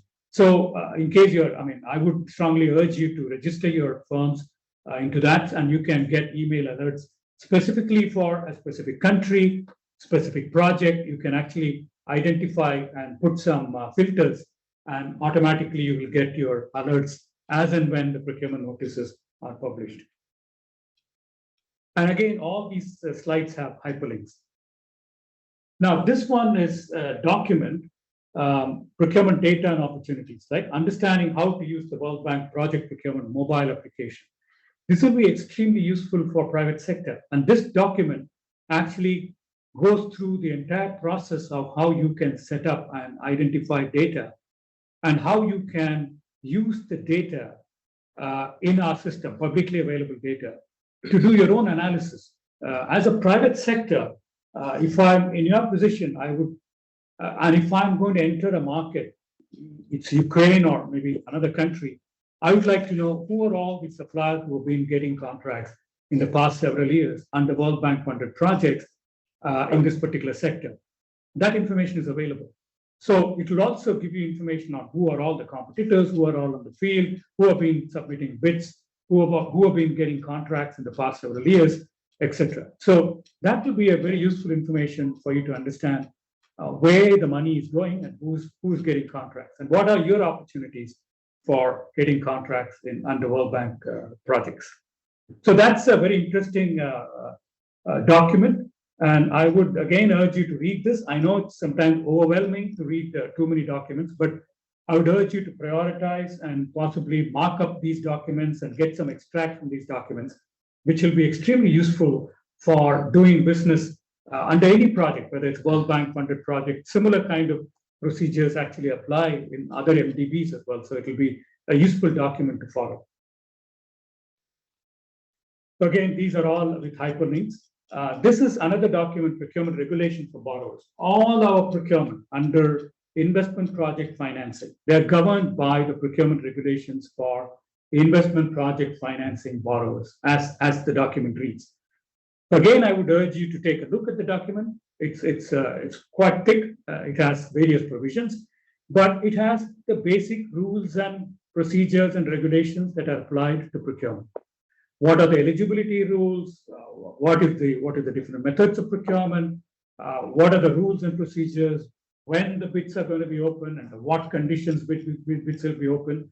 Although the specifics of those things are available in the specific bidding document, these are general rules that govern the overall procurement framework. So this will also give you, there are annexes for private sector in terms of how do you handle complaints if you are not satisfied with a bidding document or a proposal document or a request for proposal issued to the bidding community. There is some issue you have found out. How do you raise the complaint? Who do you raise the complaint with? What time you're going to raise the complaint with? All those things are in these documents, right? This will give you an overview of what you should be doing and what are your responsibilities. And the most important part is the legal agreement governs the legal relation between the borrower and the bank. In this case, the government of Ukraine and the bank. The procurement regulations are applicable once the project, the bidding documents or request for proposals are issued or a contract is signed. The terms and conditions are then governed by the relevant contract document and not by the regulation. Right? And no party other than the parties to the legal agreement shall derive the rights from or have any claim to financing proceeds. That means, in this case, the proceeds of the loan are only going to the borrower, in this case, the government of Ukraine. The government of Ukraine then in turn initiates procurement and awards contract, and they then get responsible for paying the suppliers and contractors, not the World Bank. So this is sort of representation of what I said. So the World Bank has an overall responsibility of policy advice. This is predominantly due to with procurement, technical assistance, implementation support, due diligence on high-value complex contracts, procurement monitoring and oversight, capacity building of client and private sector, handling of complaints and debriefing to firms and individuals. You will note that there is a dotted line relationship between the World Bank and the firms. If you note at the bottom, the firms and individuals, right? Now, share market innovation and provide solutions. That's also part of the private sector responsibility. So when you are in the market, you are able to advise the counterparts or your future clients. You may want to sort of alert them saying that this is what is available in the market, just for marketing purpose, not with a view to steer the contract in your favor. Right? Now, there is a loan agreement or a financing agreement, which is an interesting document. Again, here, this is an example where I provided a hyperlink would urge you to read this document. This is very informative as to what the government and the World Bank agrees to. So if, as a private sector, I would like to know what the loan agreement says. So just for information, it may not give you, all the information that you need, but I would urge you to read this document in conjunction with the project appraisal document. So then come to what is the borrower country responsibility. They are preparing the project procurement strategy for development. This is an overall strategy and a strategy for specific procurement, how to approach the market, whether it is an international competition, what should be the criteria that should be incorporated in specific procurement, what should be the method of whether they should be rated criteria or it is a 2-envelope system or a single envelope system, etc. All those things are described in the regulations. If you are interested, read the regulations and also the project appraisal document. Then they are responsible for market engagement, handling of complaints, contract awards, and contract management. Now, this is where the relationship is governed by the procurement contract is between the borrower country and the firms and individuals, not with the World Bank. World Bank is only the financier to the government, in this case, the government of Ukraine. And we will only pay, or the World Bank will only pay at the request of the government and not directly to any firm or individual on its own, unilaterally. No, it can't. It has to go with what is stated in the loan agreement in accordance with the financing agreement. So remember, the procurement contract is only between the two parties.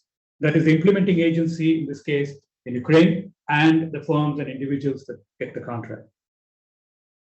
This is something that which all the private sector should know. The new international procurement advertised on or after September 1st, using a bank standard procurement document, will use rated criteria. The rated criteria will look into the technical aspect of it, the quality aspect of it, as well as the price aspect of it. So there will be rated criteria for both technical quality as well as price. Now, the reason being that it has to involve sustainability, green procurement, various other innovations that can be incorporated in the rated criteria so that our clients, that is borrower countries, can tap to innovation rather than some fixed way of evaluating bids and proposals. That said, this application of rated criteria will not apply to pharmaceuticals, vaccines, textbooks, off-the-shelf items, or any other goods and services that are deemed not fit for rated criteria. Now, again, I would urge you to read this procurement guidance. I'm sorry to sort of lead you to many documents, but it is important for private sector or business community to read these documents in order to understand where we are heading. This is in terms of what you can contribute, what is the value added in terms of your involvement in contracting and procurement. How can you bring in innovation and sustainability to our client countries? Now we are specifically talking about Ukraine, and they have a great opportunity to rebuild and reconstruct with sustainability, with green procurement activities and so on, moving the country forward. So this particular guidance note we provide you, evaluating bids and proposals using rated criteria. This is fairly recent, issued in April 2023. Now let's come to this beneficial ownership disclosure on all international procurement. I think it's one area that all business private sector should take note of. This is a mandatory requirement. This will be notified as part of the specific procurement notice. A procurement plan will also specify if a specific procurement is subject to beneficial ownership declaration or disclosure. There is a letter of acceptance which requires a beneficial ownership information, which is provided in Annex 3 of the procurement document. So if you go to any procurement document on this website, you will see a section on beneficial ownership. For lack of time, I'm not getting into details of that, but every information is available in the document. You can actually click the hyperlink and get the information. This is another thing that environmental and social risk is implemented through procurement and contracting. Private sector that's involved in infrastructure, predominantly supply and installation of equipment, civil works, pay a lot of attention to environmental and social requirements, which are actually part and parcel of our bidding process, bidding requirement. Now, again, for lack of time, I'm not getting into all the details, but these are available in our standard procurement documents. Environmental, social risk will be monitored by clear specification of key performance indicators after award of contract. That means in the upstream submission of bids and proposals, if bidders are committing to environmental and social requirements that are deemed as part of the contractual responsibility, those responsibilities will be monitored as key performance indicators while implementing the contract. And World Bank will pay a lot of attention to this. There will be contractors' code of conduct. There will be ES reporting. Then there will be contractors' environmental and social monitoring plan regularly updated. Then contract variation to address environmental and social risk. The role of the engineer to oversee implementation and contractual remedies. Then comes the gender-based violence.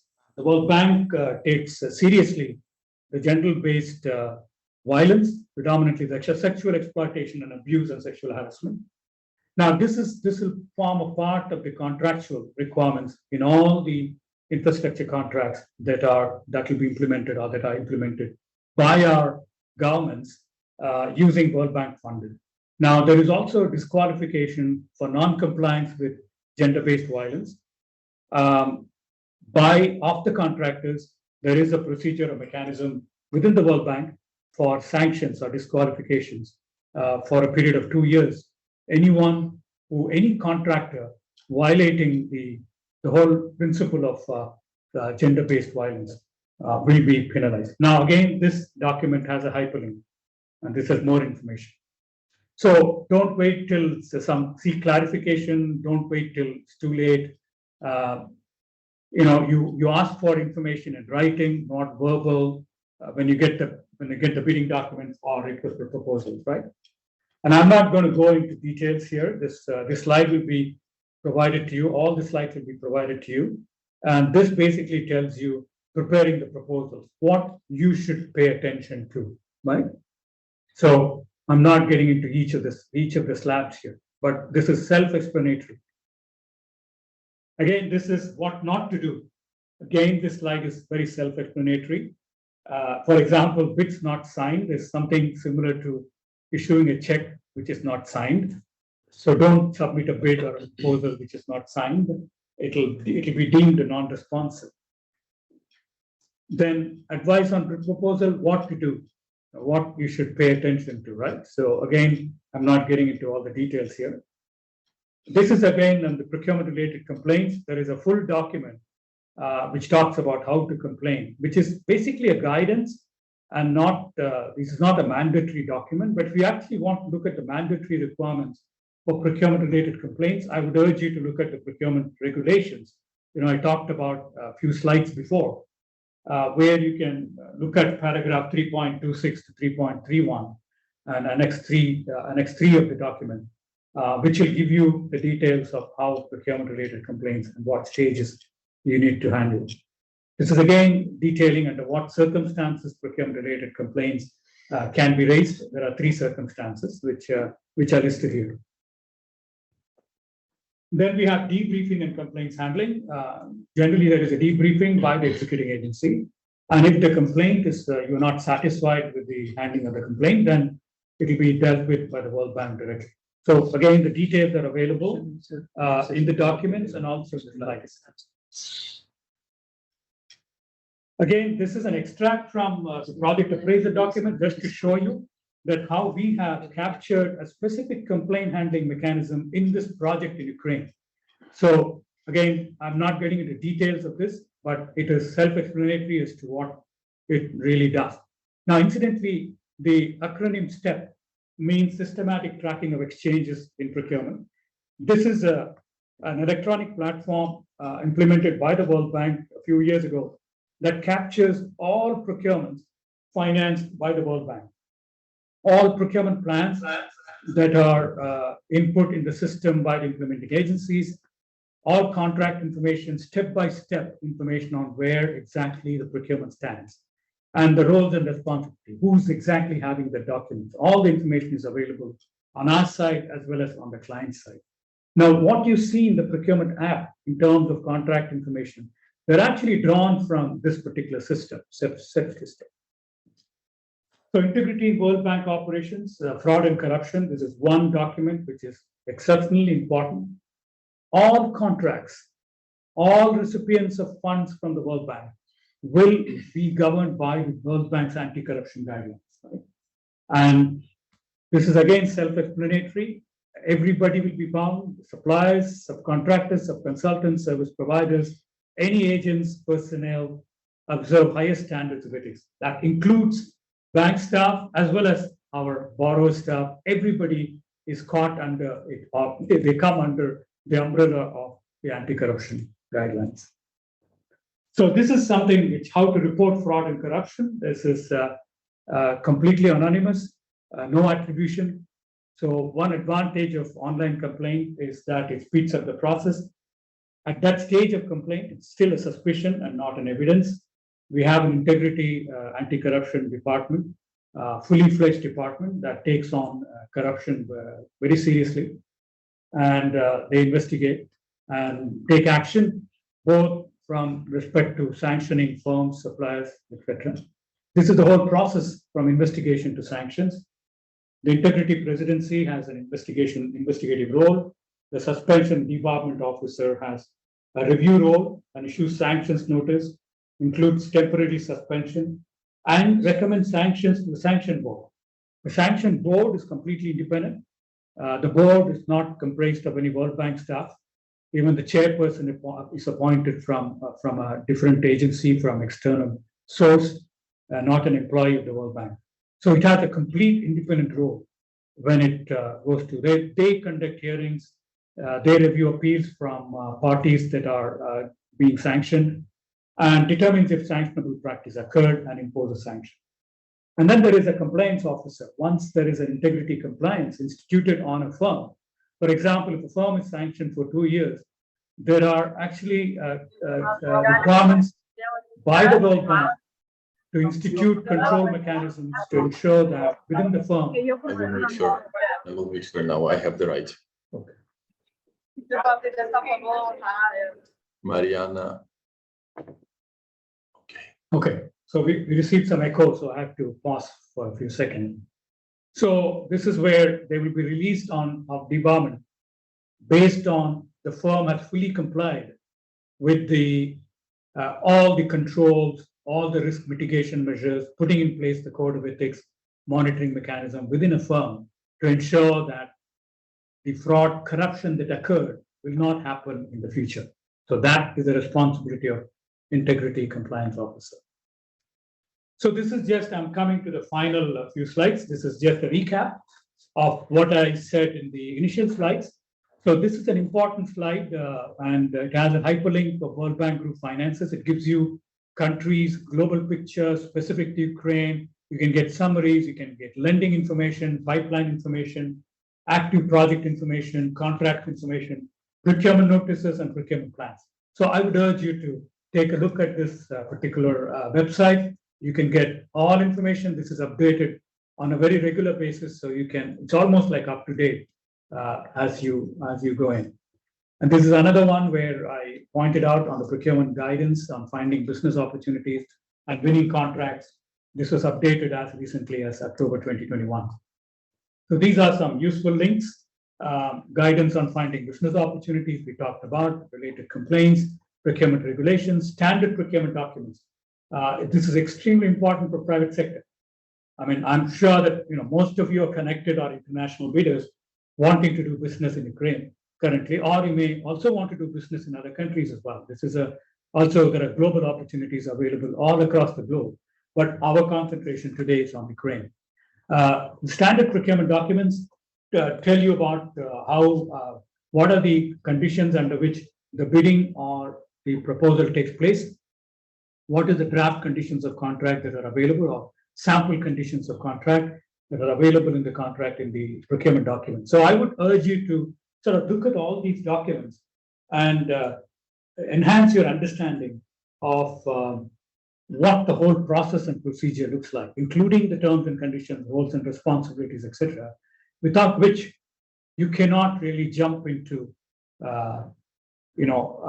contracting opportunities or submitting a bid, which will be futile in my opinion. I think it's important to go through all this. And I've also given the link of the updated Ukraine Recovery and Reconstruction Needs Assessment, which is an important document. Now, we will get into Q&A shortly after another presentation. But this presentation is additional information annexed on all of these aspects: corrupt practice, coercive, fraudulent, collusive, obstructive.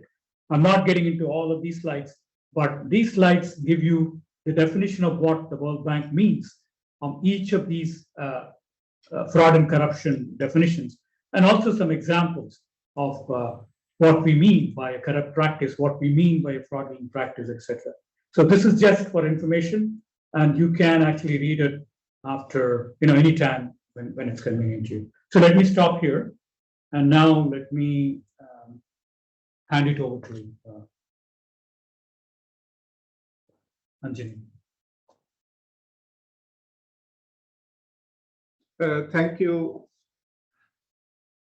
Thank you very much, Chris, for a really quite comprehensive presentation. I hope the participants will definitely benefit from it. So before going for a question answer, I understand there are not many questions which have been replied online, but you will have questions. So first, let us go to the next one more presentation, so that all the presentations are over, and then we can go for detailed question answers. So now I request from the government side, Hanna Medvednikova, Director of Public Procurement and Competition Policy Department of Ministry of Economy, Ukraine. So Hanna, please. Thank you. Dear colleagues, my greetings. I'd like to share with you brief information about public procurement system in Ukraine, specifically during the Marshall period. And first of all, I'd like to start with challenges Ukraine had to face because of full-scale Russian invasion. And of course, the challenges were huge, but in public procurement sphere, we had, I would say, three main problems. And first is that all supply chain that was in Ukraine, they were destroyed. And from that period, we have to reorientate our logistic criteria. And as you might know, at this moment, we don't have available possibility to use ships and planes as transport. So we had to make some changes in our logistics. Also, because of focusing on the speed, we had to refuse using procurement procedures at the beginning of the war. But now we are moving in the direction to return all public procurement procedures and public procurement procedures in e-system that we use to conduct this procurement process. And I would say that we kind of succeed in these activities. And I will explain you the information based on the data later. And also we had problems with payments from the state treasury, and it also was caused by the war and misunderstanding with the whole information about misunderstanding about the whole processes in the state. But at this moment, I would say that we have a more predictable process that requires to the payments for state obligations. So I would say that at this moment, Ukraine had overcame some kind of challenges that we faced at the beginning, and it made us, it gives an opportunity to move in efficient way with implementing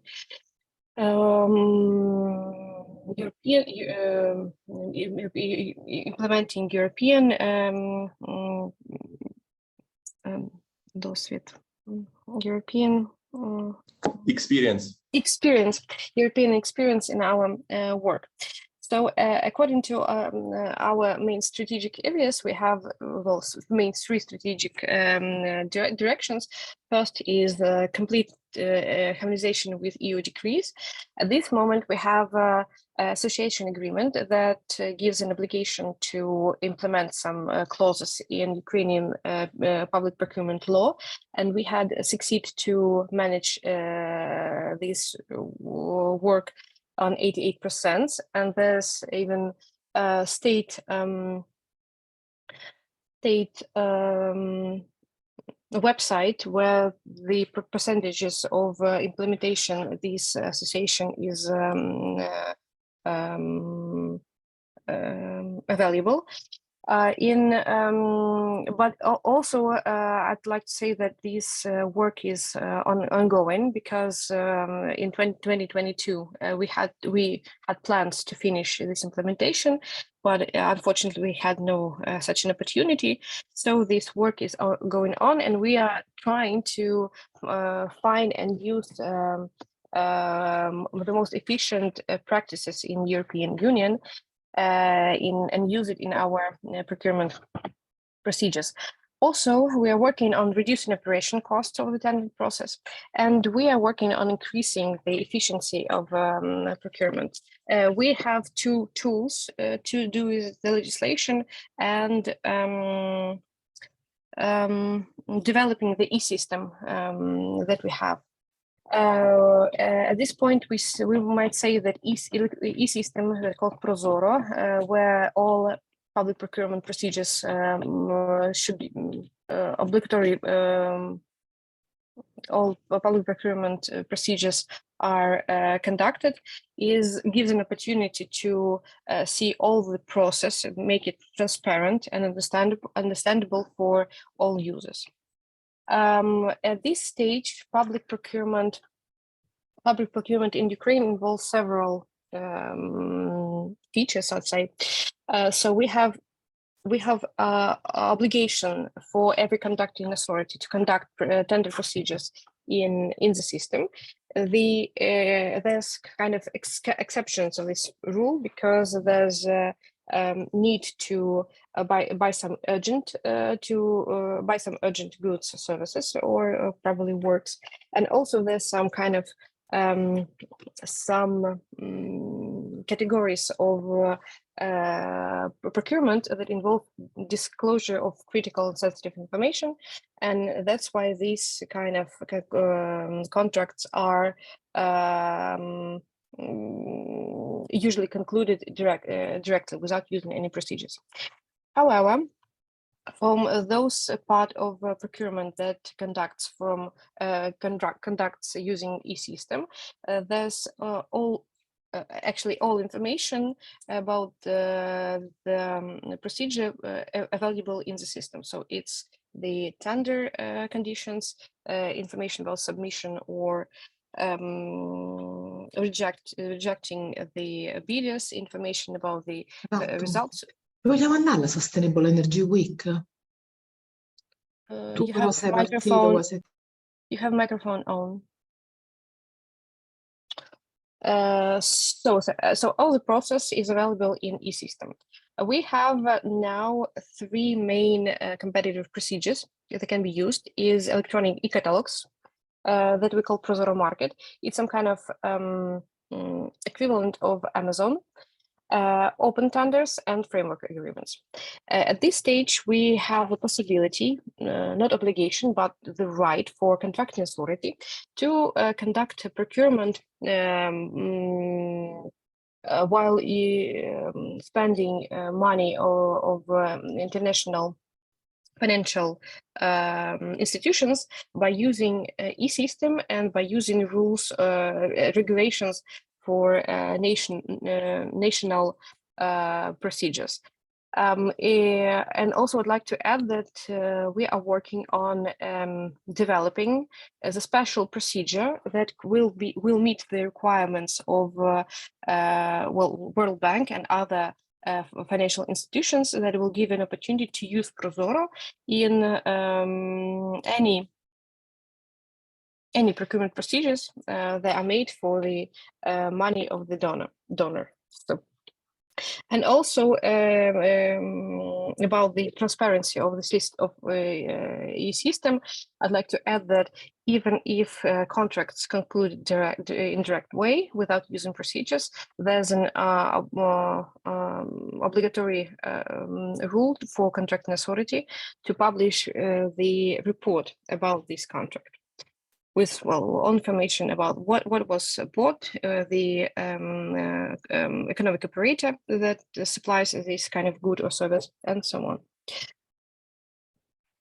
ProZorro is available to any user. There's no need. There's no special registration required to use ProZorro to see the information, to search some kind of information that is interested to you. Also, you may use the link prozorro.gov.ua to see and how the platform is working. And also, Ukraine has an analytics model. It's free analytics model, and there's even guideline in YouTube how to use it. So it provides analytics about tender procedures. It can be choose any kind of information for the region in Ukraine, or the contracting authority, or the amount. It could be used any kind of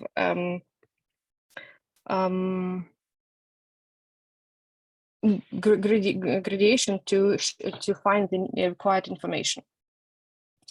Ecosystem of public procurement in Ukraine consists with the policy creator, the Ministry of Economy, and specifically public procurement department.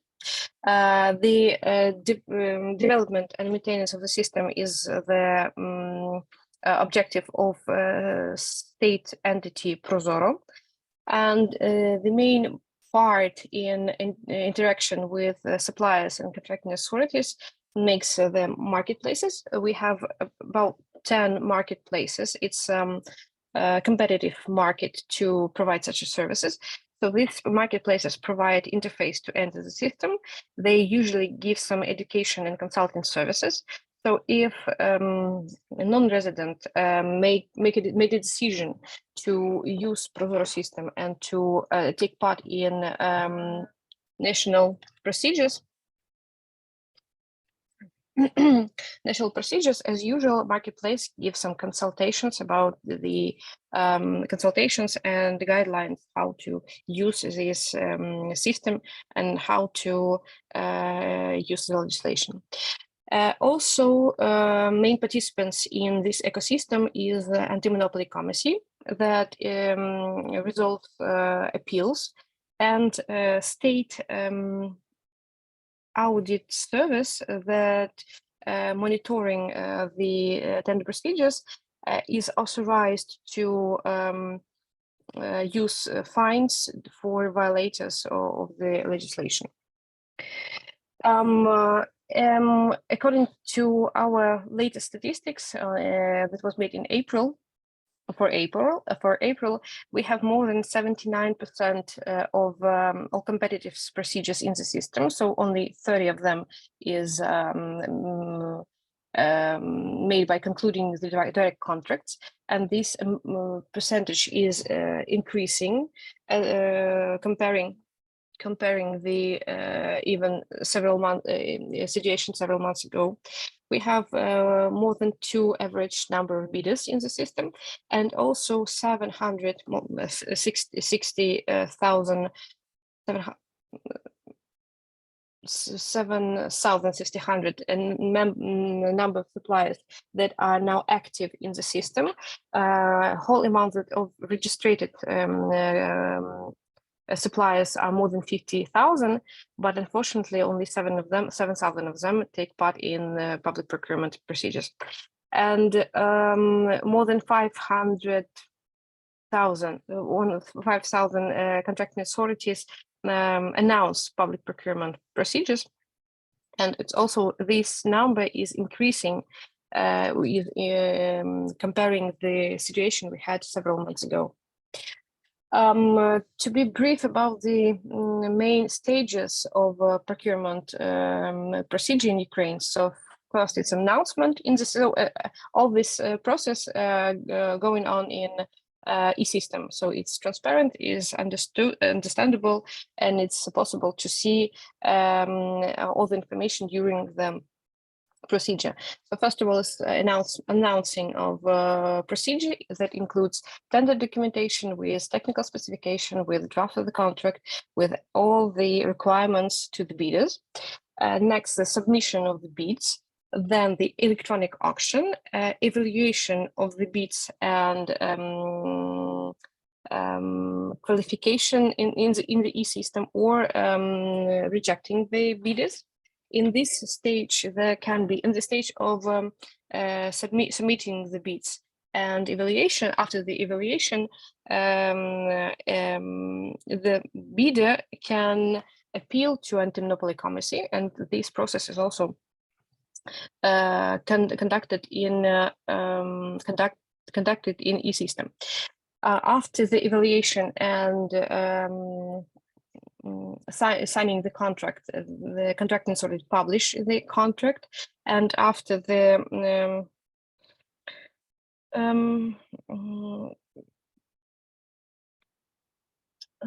sorry. Я підкажу. After executing the contract, also information and the report about this executing will be published in the system. The average time for the procedure in the martial period is 25 days.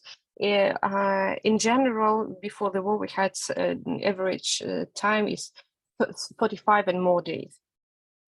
And about public procurement appeals. So anti-monopoly committee is the main and the only body who has who authorized to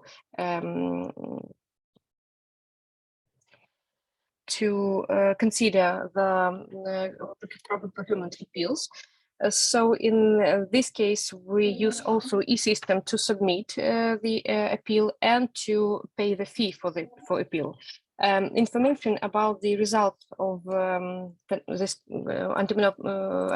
results of considering anti-monopoly committee's appeal also published in e-system, and in the martial period, they have terms to this consideration: 7 days, 7 work days, or this term may be expanded on 20 work days. In any case, if this information is published in e-system and is available for the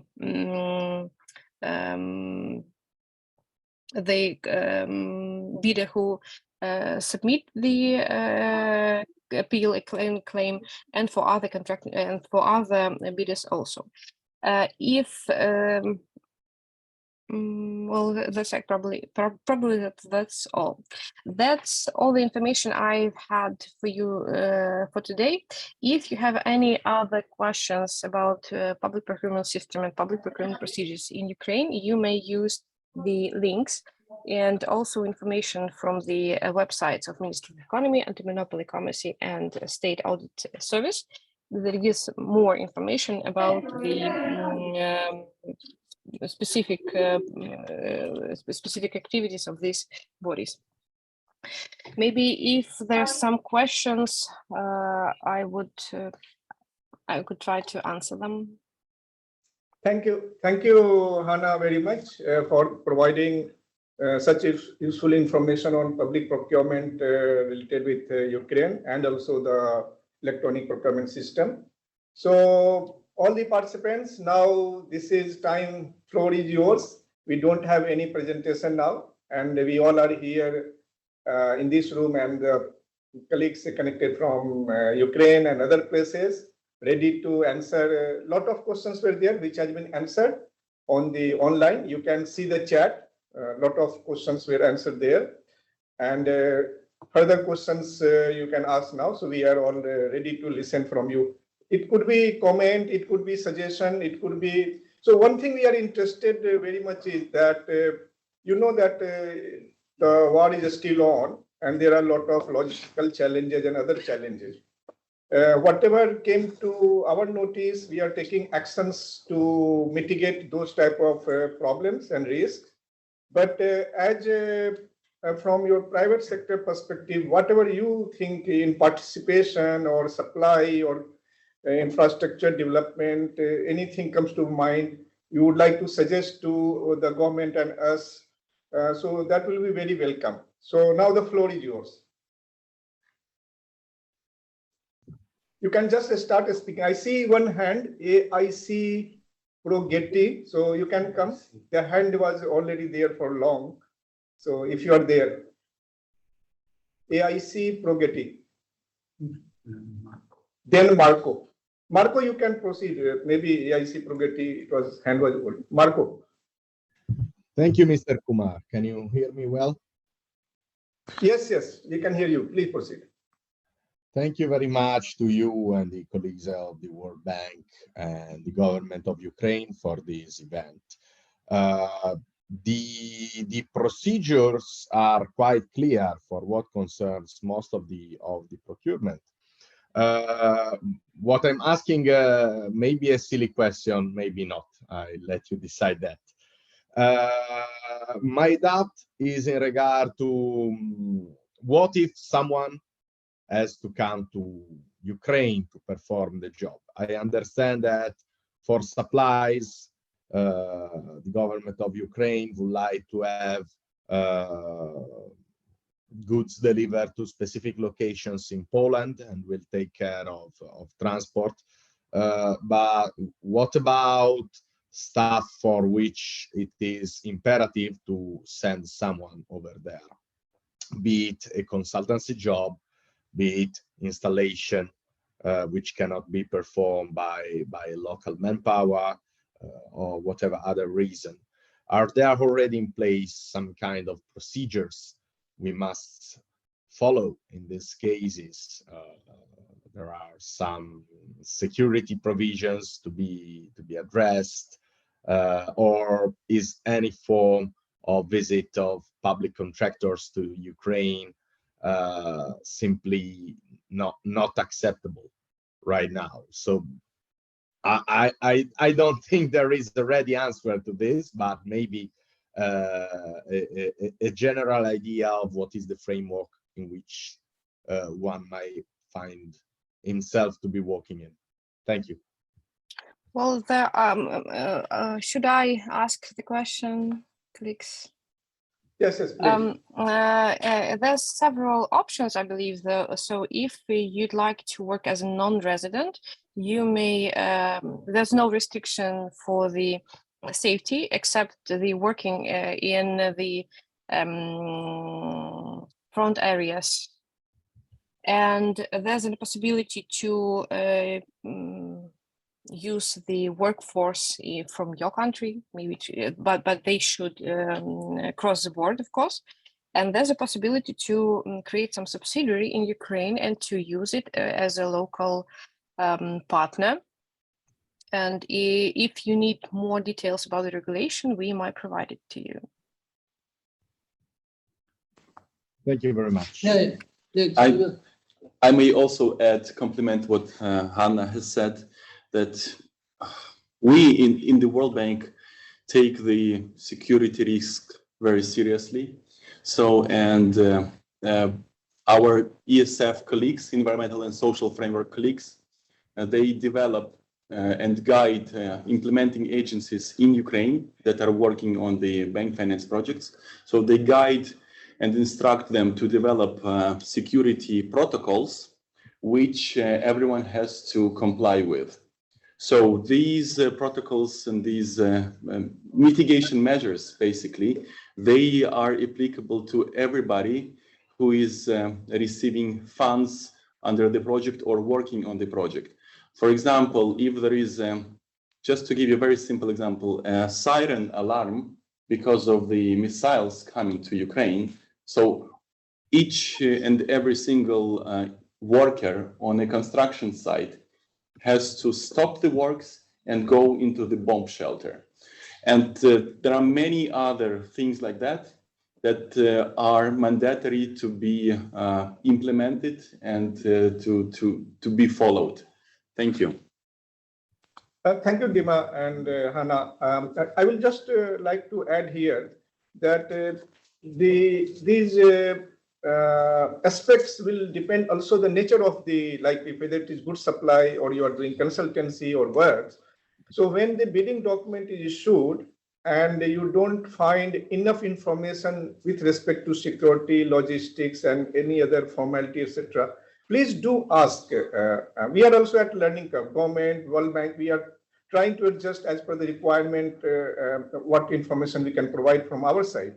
But if you think information is not enough sufficient, as in way of clarification, ask before bidding so that you are very clear. You have factored in the price, you have factored from other aspects. So that will be one advice. Thanks. Another one more thing Dima wants to clarify is I think in the first workshop, I think Simon mentioned about insurance within Ukraine. So you want to comment anything we know about that they're not insured and how contractors and suppliers should handle that? Yeah, I can add that on insurance that, you know, with the first months of the war back in 2022, there were all markets have experienced disruptions and were put on hold.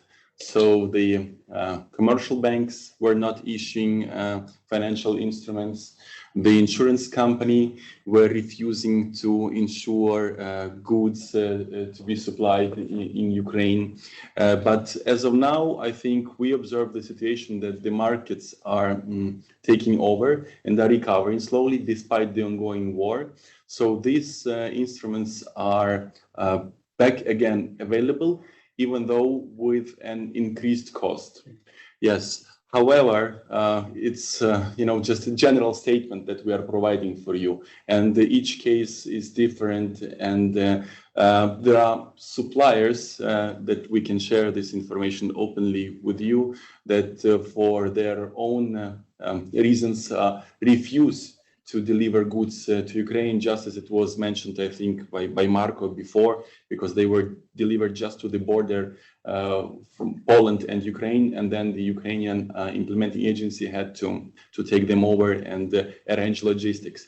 However, please believe me, because we are monitoring the situation on a daily basis under the projects that are currently under implementation. Questo giustamente gli ha detto.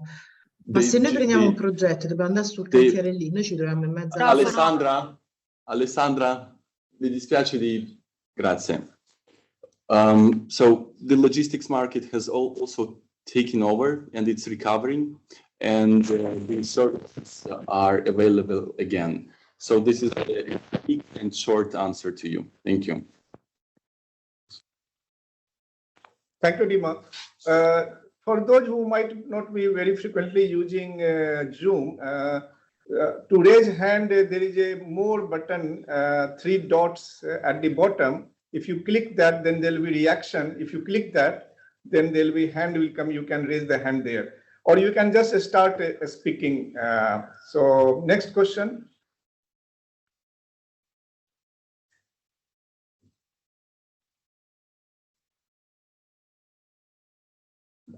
Anyone wanting to come can start, just start speaking.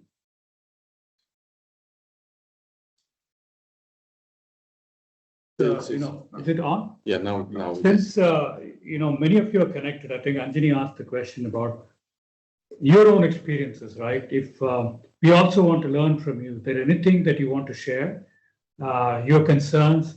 If you have been doing any business with Ukraine in the last few months, or or a year or so.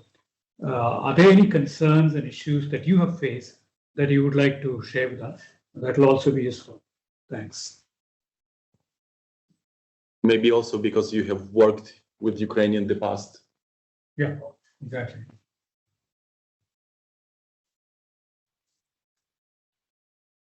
So basically, the government and the World Bank is really very, very keen because you know there are a lot of you are seeing projects are coming. Some projects have been mentioned, and other projects will be coming. In reconstruction work will be really huge. So a lot of opportunity, not only from government finance, World Bank finance and other donors, government finance and other finance. It will be coming.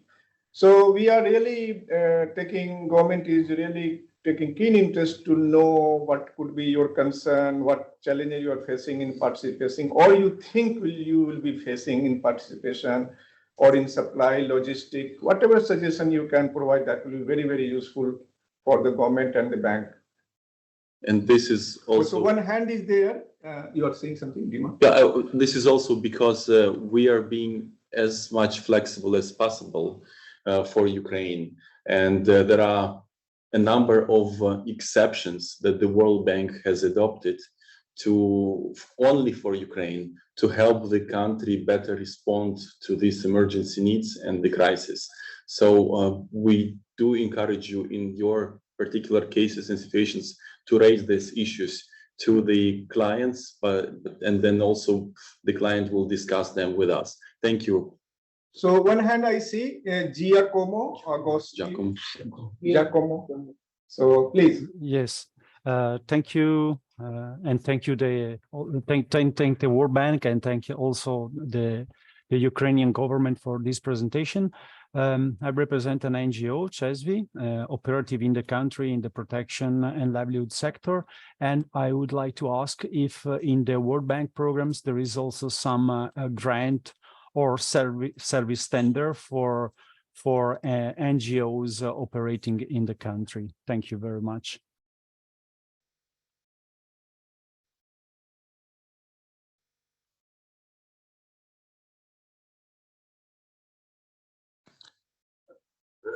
Giacomo, so, well, the quick answer is yes, there are always opportunities for NGOs also in the bank finance projects, but I cannot give you now very specific, link or direction to follow, because this information is usually contained in the procurement plan, which is published, and in the special procurement notices once the selection is announced. This is just the quick answer is yes, there are opportunities, and as you know, and it was mentioned earlier by colleagues that the bank plans to involve CSO organizations for the third-party monitoring of the project's implementation. So these NGOs and other types of organizations can operate as an agent and help us also, but also help the client to monitor delivery of goods, or do some inspections on sites, or do some surveys of citizens, for example. So there are many opportunities, and we plan to strengthen this direction. Can I also add something here that in my presentation, I reiterated the need to look at the project appraisal document, right? So if you read the project appraisal document, some of the documents actually say that in some of the paragraphs, it'll highlight. This is where I told you that it's up to you where you focus your attention in a project appraisal document, and then zoom into areas that is of interest to you. There could be a paragraph which will say that, as Dima said, that in this specific project, NGOs may be appointed, in order to do these kind of services, etc. So that's probably the first area you should focus on, followed by a procurement plan. Obviously, that will also give you some more information, but the first document is a project appraisal document.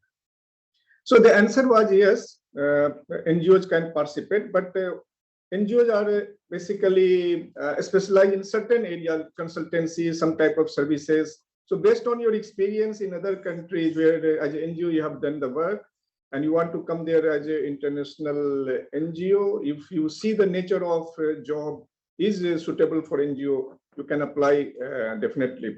One hand is from Ian Morgan. Thank you. Please proceed. Hi there, Ian Morgan with Amapola Capital. I have a question for probably Ms. Bidnikova, but anybody else who wants to take a try, please go ahead. About it seems like there's a pipeline of projects that are World Bank funded projects. Is there any overlap between that funding stream and the pipeline of projects coming out of the restoration agency, Mustafa Nayyem's agency or ministry? Thank you.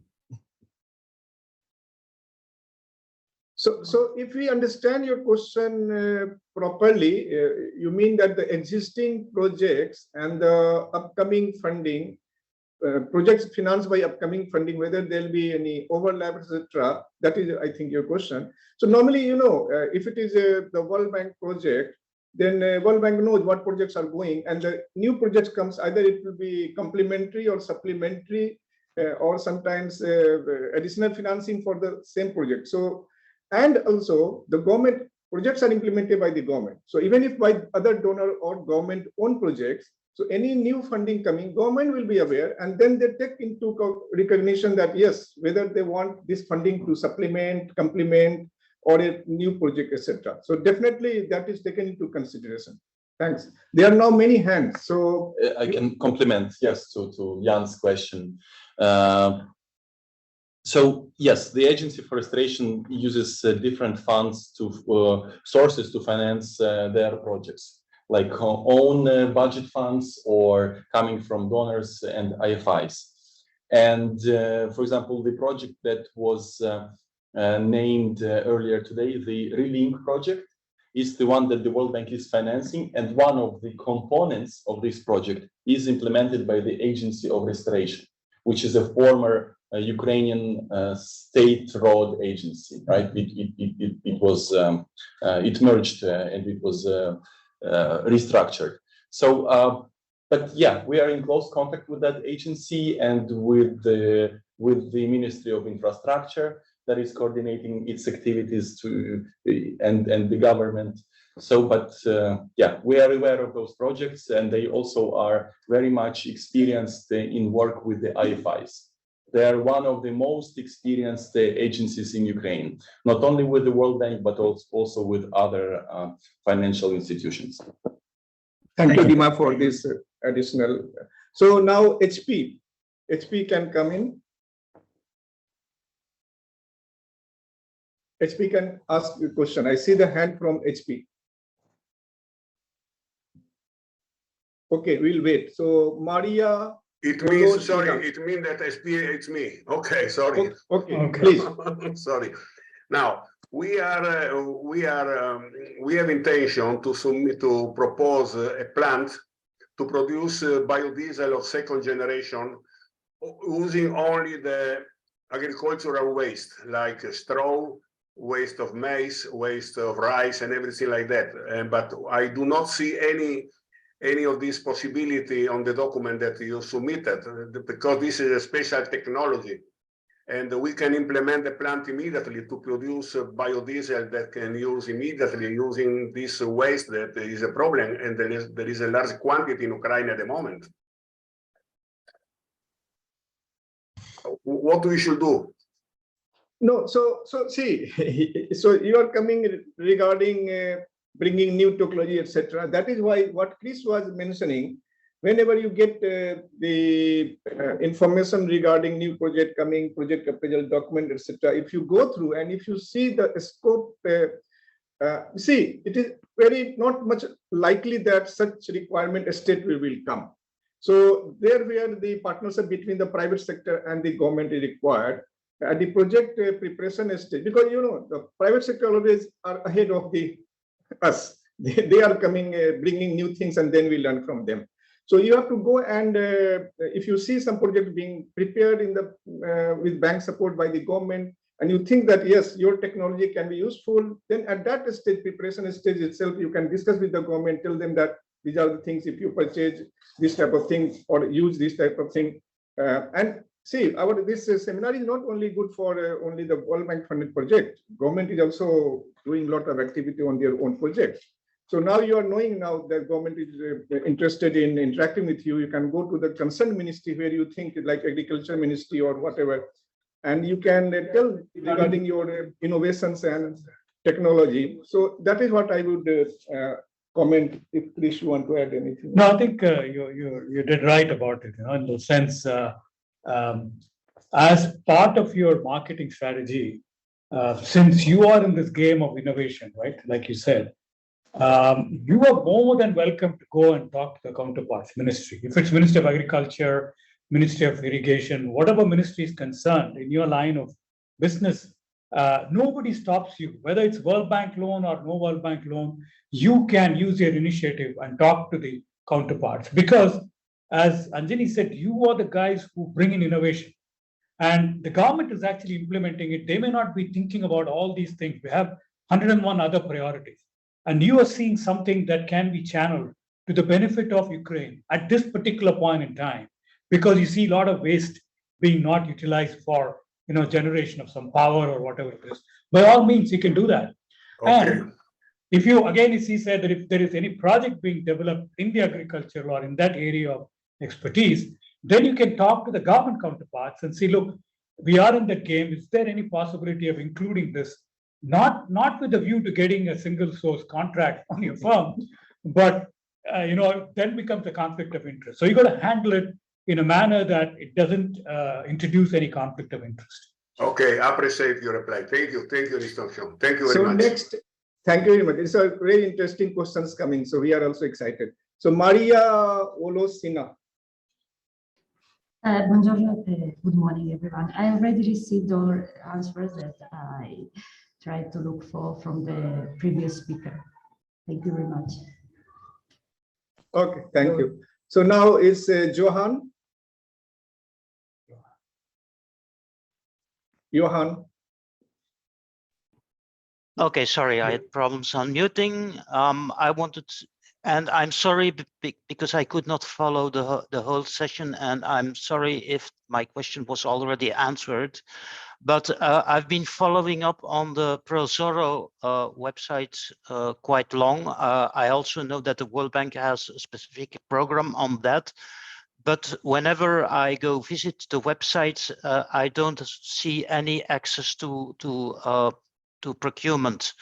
I saw part of the presentation of Hannah, and I could see that a lot of procurement is handled through some central website, but I just don't seem to be able to find the information on prozorro.gov.ua. And I also saw the slide with all the websites, but there is not a website specifically on public procurement. You have links to websites on laws and you have links to ministries, but I don't see any link to a procurement website where you have centralized publication of tenders. Hannah, is she connected? If not, I can. Well, Johan, to the best of our knowledge, the Public Procurement Department of the Ministry of Economy indeed does not have a separate dedicated website. However, well, it's not easy to navigate. I also acknowledge that, especially for a foreigner, the Ministry of Economy websites has some sublinks, subsections where you can reach this information on the public procurement. Also, please stay assured that we will collect all these questions that we receive today and in other sessions that we will have in the other days, and we'll summarize all of them, including the answers. So your question will also be addressed. For example, there is the resource which is called Infobox. It's part of the ProZorro family, where all the updates and explanations on the changes in the legislation are being provided. for example. Plus, you should be aware that Prozoro is kind of a central database, or the managing center, and it works with a lot of procurement platforms that bidders and use based on their preferences. And each single tender which is being announced through Prozoro system is automatically published in all these platforms. So we will provide this information in our answer, and so that you can access them and see it. So the platforms differ only by design, or maybe some fonts used, or something like that. So, and they have all equally comparable, between them, with all the same access to the information. On the Prozoro's website, and the link that was shared earlier, it's a tool where you can search a tender by entering some basic data that you want to find, the request. Maybe you can search by CPV code, or by the purchasing entity, and things like that. But we will provide, we hope to provide you a good answer in a written form as well. Thank you very much, Dima, for that additional answer. Christian? Hello, thank you very much. I would like to share some experience because we are currently having a project in Ukraine, and I would like to take the opportunity to share this with you and ask some question following to this. So we won a contract with GIZ, German International Corporation, recently, to assist and consult the Ministry of Energy in coal mine closure procedures. This is part of the Just Transition program, you may know. So it is firstly a remote service we are giving from Germany to consult the ministry. It's about policy adaptation to European standards in post-mining sector. And we also do practice this in one pilot mine in the west of Ukraine.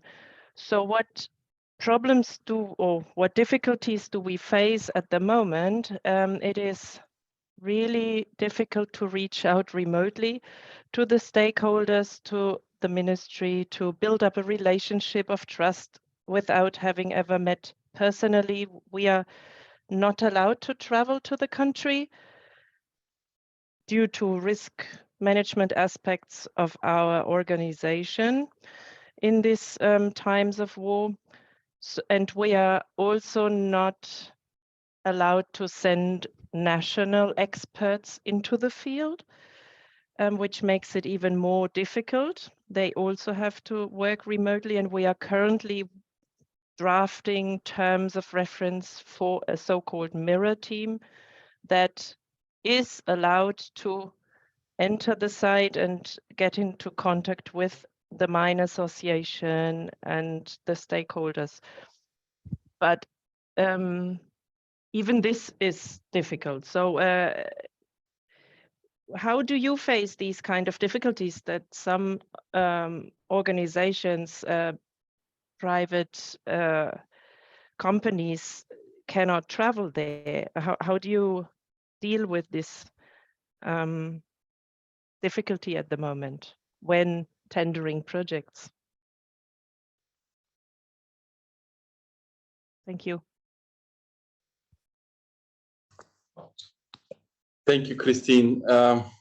We face similar or some of the challenges that you have named also, because there are also restrictions for traveling, and there are special authorizations required to allow traveling to Ukraine. And this has influenced all the portfolio that the bank has in Ukraine.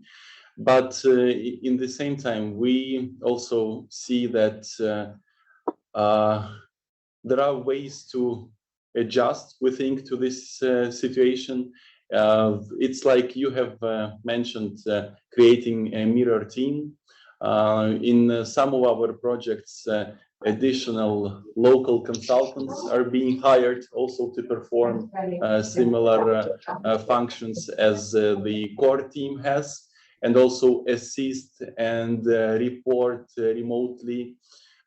In some cases, there is possibility also to use technologies to supervise, for example, the contract implementation and execution of works from distance, or there is enhanced monitoring and more periodic reporting to be provided by the implementing agencies. And I should say that actually the Ukrainian counterparts, the government and all local authorities are managing it pretty well, despite all the challenges, especially if compared to a year ago. So with all the disruptions in electricity supply, in the internet connection, we found a way how to help the client. As Krish and other colleagues have mentioned before, we have a step system which is mandatory to be used in all projects that the bank is financing, and this system is used for exchanging on procurement related matters, and basically a clearance provided through this system is a formal one which the client is receiving. But in these first 6 months of war, not everybody, not all project implementing units had access to STEP, for example.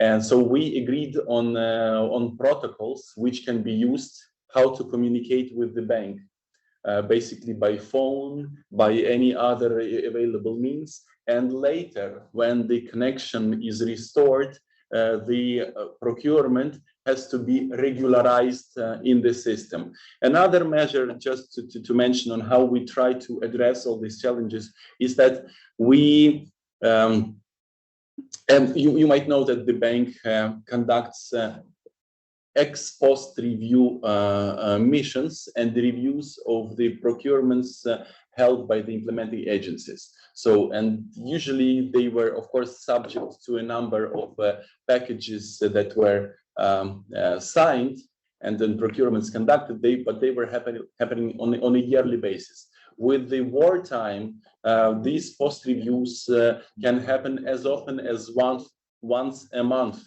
And we also consider this another tool for monitoring and then for inspection, even though conducted very often virtually and remotely. But as mentioned earlier, we can also engage CSO organizations as third-party monitoring agents or additional consultants, as mentioned as well.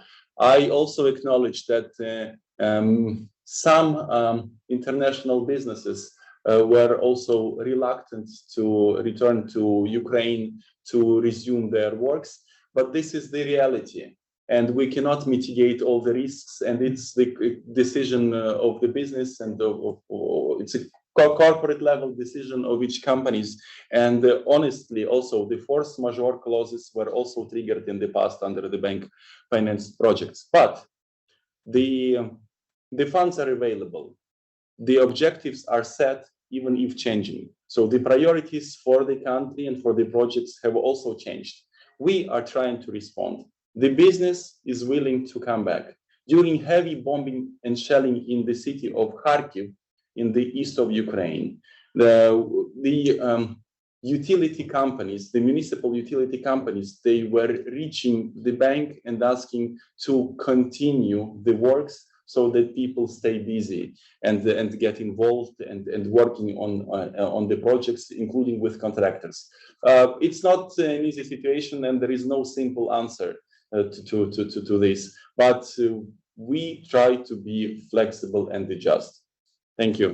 Just to add to that, some general answer. You know, as it follows from what we said earlier, the government, we all are at the learning curve. We are calibrating. We are learning and calibrating, learning and calibrating. Government is very willing that people should come, funds should come, and because they need. Obviously, there is a huge need. And if they don't adjust themselves, calibrate themselves, they know they will not succeed in that. So whatever restriction is set there, that is for your own safety, basically, for the safety of the farms or the safety of their people. But they will see that what could be allowed, what could not be allowed. So wherever you think, yes, you can do, and from your own knowledge, experience, you can talk to the government that this is, I want to engage on this, I want to come, I can send the people with some protection, whatever. So keep engaged. They want you and you want them. So it will be a process which will go, depends on how situation improves there. So keep engaged and adjust yourself, and the government will also adjust to the extent possible. So next hand is from Enrico.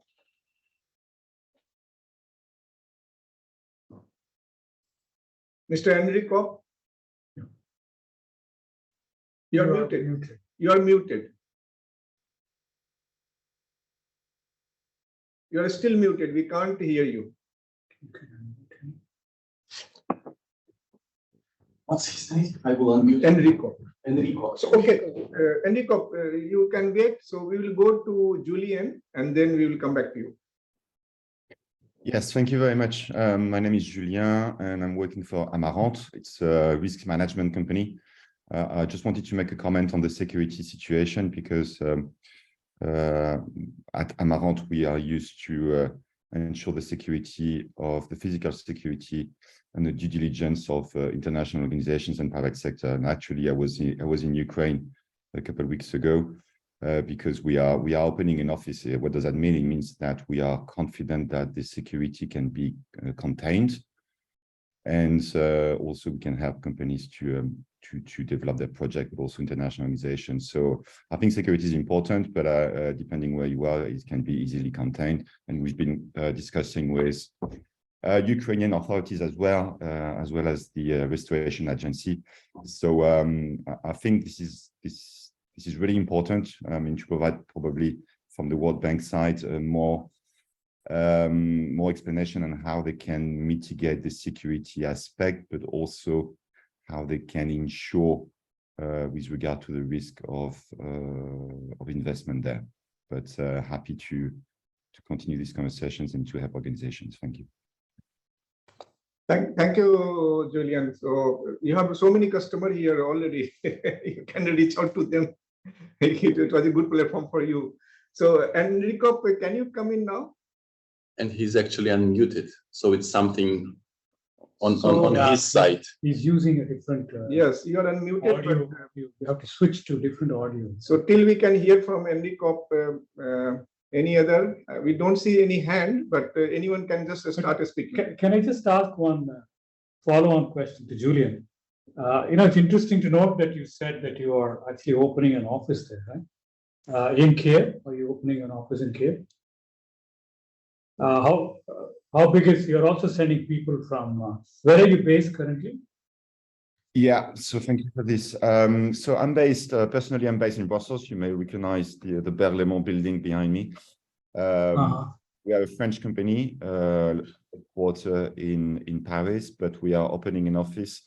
So this is an internal debate at the moment. We are probably looking at Lviv as the place where we would open an office, one of the office, and also in Kiev, that's for sure. But we are looking at these two cities because Lviv is close to the border, right? And it's also a little bit further away from the front line. Although this may change, we don't know. We don't know what's going to happen in the future, but we are hoping for the best, of course. And having a representative office in Kiev, international organizations that are there. We work for the European Union in most of the most dangerous countries in the world. And so we are always supporting international organizations in their operation in this key area. So you have people from Brussels, France, going into Kiev to operate the office, or hiring local? Yeah, exactly. I'm gonna go there again soon. I was there 2 weeks ago, and yeah, we will open an office with somebody from our organization. And we will have we have dedicated team as well on site to ensure security of transportations wherever people needs to go. That's very interesting. So what's the name of your company and the line of business? Yeah, it's Amarant International, and we are a global risk management company.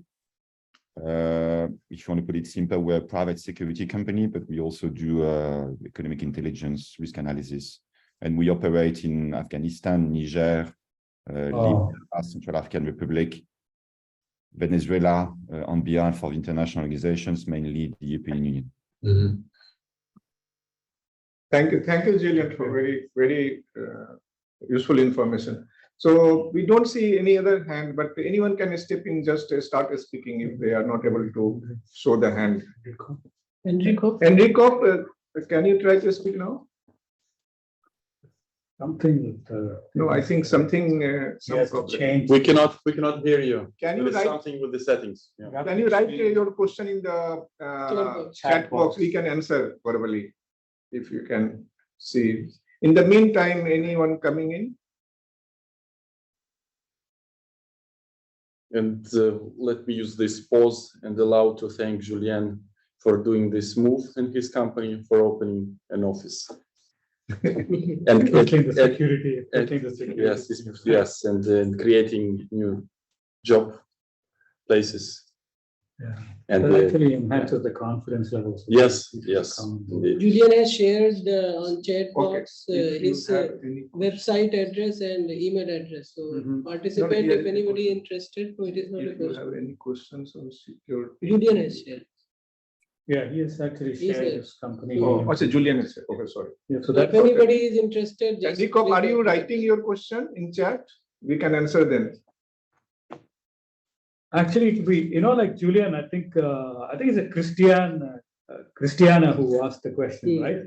So it's a good link for Christiana to talk to Julian and find out what's happening in terms of security and how this can be enhanced. So that's also excellent. Thank you. It's a platform for all the links. But it's also interesting to see, in the chat over the last 3 hours, how people were actually networking. They were all describing what they are doing, what their core business is, and trying to exchange emails. We have all the details, so let's close this. So we don't see any more hand, and no one is speaking. And it was 3 hours, 11 minutes. We started 5 minutes late, so 3 hours, 6 minutes. It was really very, very fruitful, useful discussion, at least for us, and we hope the same for you. Any questions or anything? It has already mentioned this presentation, etc., will be shared. We have already shared. And there will be a question answer also. Q&A will also share. Yes. After completing all these 4 or 5 seminars, we will share a consolidated question answer on the website. We'll provide the link how to reach that. Some question has come. Just a minute. Hello everyone, I represent it. So this site is investment.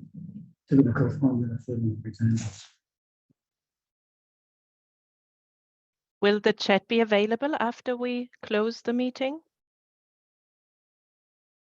I don't think so. The chat chat not. But you can copy paste chat at any time. Now you can copy paste. Question, please. I will save I can save the chat to Word file and also upload it in a folder I shared link to earlier. Would this work for everyone? Perfect. Yeah. So there is a question regarding with this huge amount of investment, the opportunities for design and work supervision, etc. Definitely, if there are infrastructure projects, road, bridge, other things, there'll be design and supervision type of consultancy work will be required. So you have to keep on looking right from project appraisal document so that you prepare yourself in advance, not wait for this type of consultancy to come up. So definitely it will be there. We think so. Enrico, any chance you can speak? No, we are so sorry. It's not working. Some technical glitch. So, and we have not written any question also. No. So then I think we are already past 15 minutes to our scheduled time. So with permission from every one of you, thanking you, really huge thanks. It has reached up to 286 participants, and right now also it is 200 participants. And most of the time it was more than 250. So it was really very, very encouraging for the government of Ukraine and we in the World Bank. And this is just the beginning. We can, if we get requests that there is need for more such sessions in future, we will do it. We are here, you are there, we can always talk. And as already suggested, anything comes to your mind, see, the projects are implemented by the government. We are financing, we are helping, monitoring, but they are the executor. So government doors are always open. You can go to them with ideas, your problems, suggestions, solutions, and they will. So with this, Chris, anything you want to add? I think that's fine. So thank you very much. It was really a good day, very useful session. And we thank all of you, and we will be having business in future, we hope. Thanks. Thank you. Thank you again.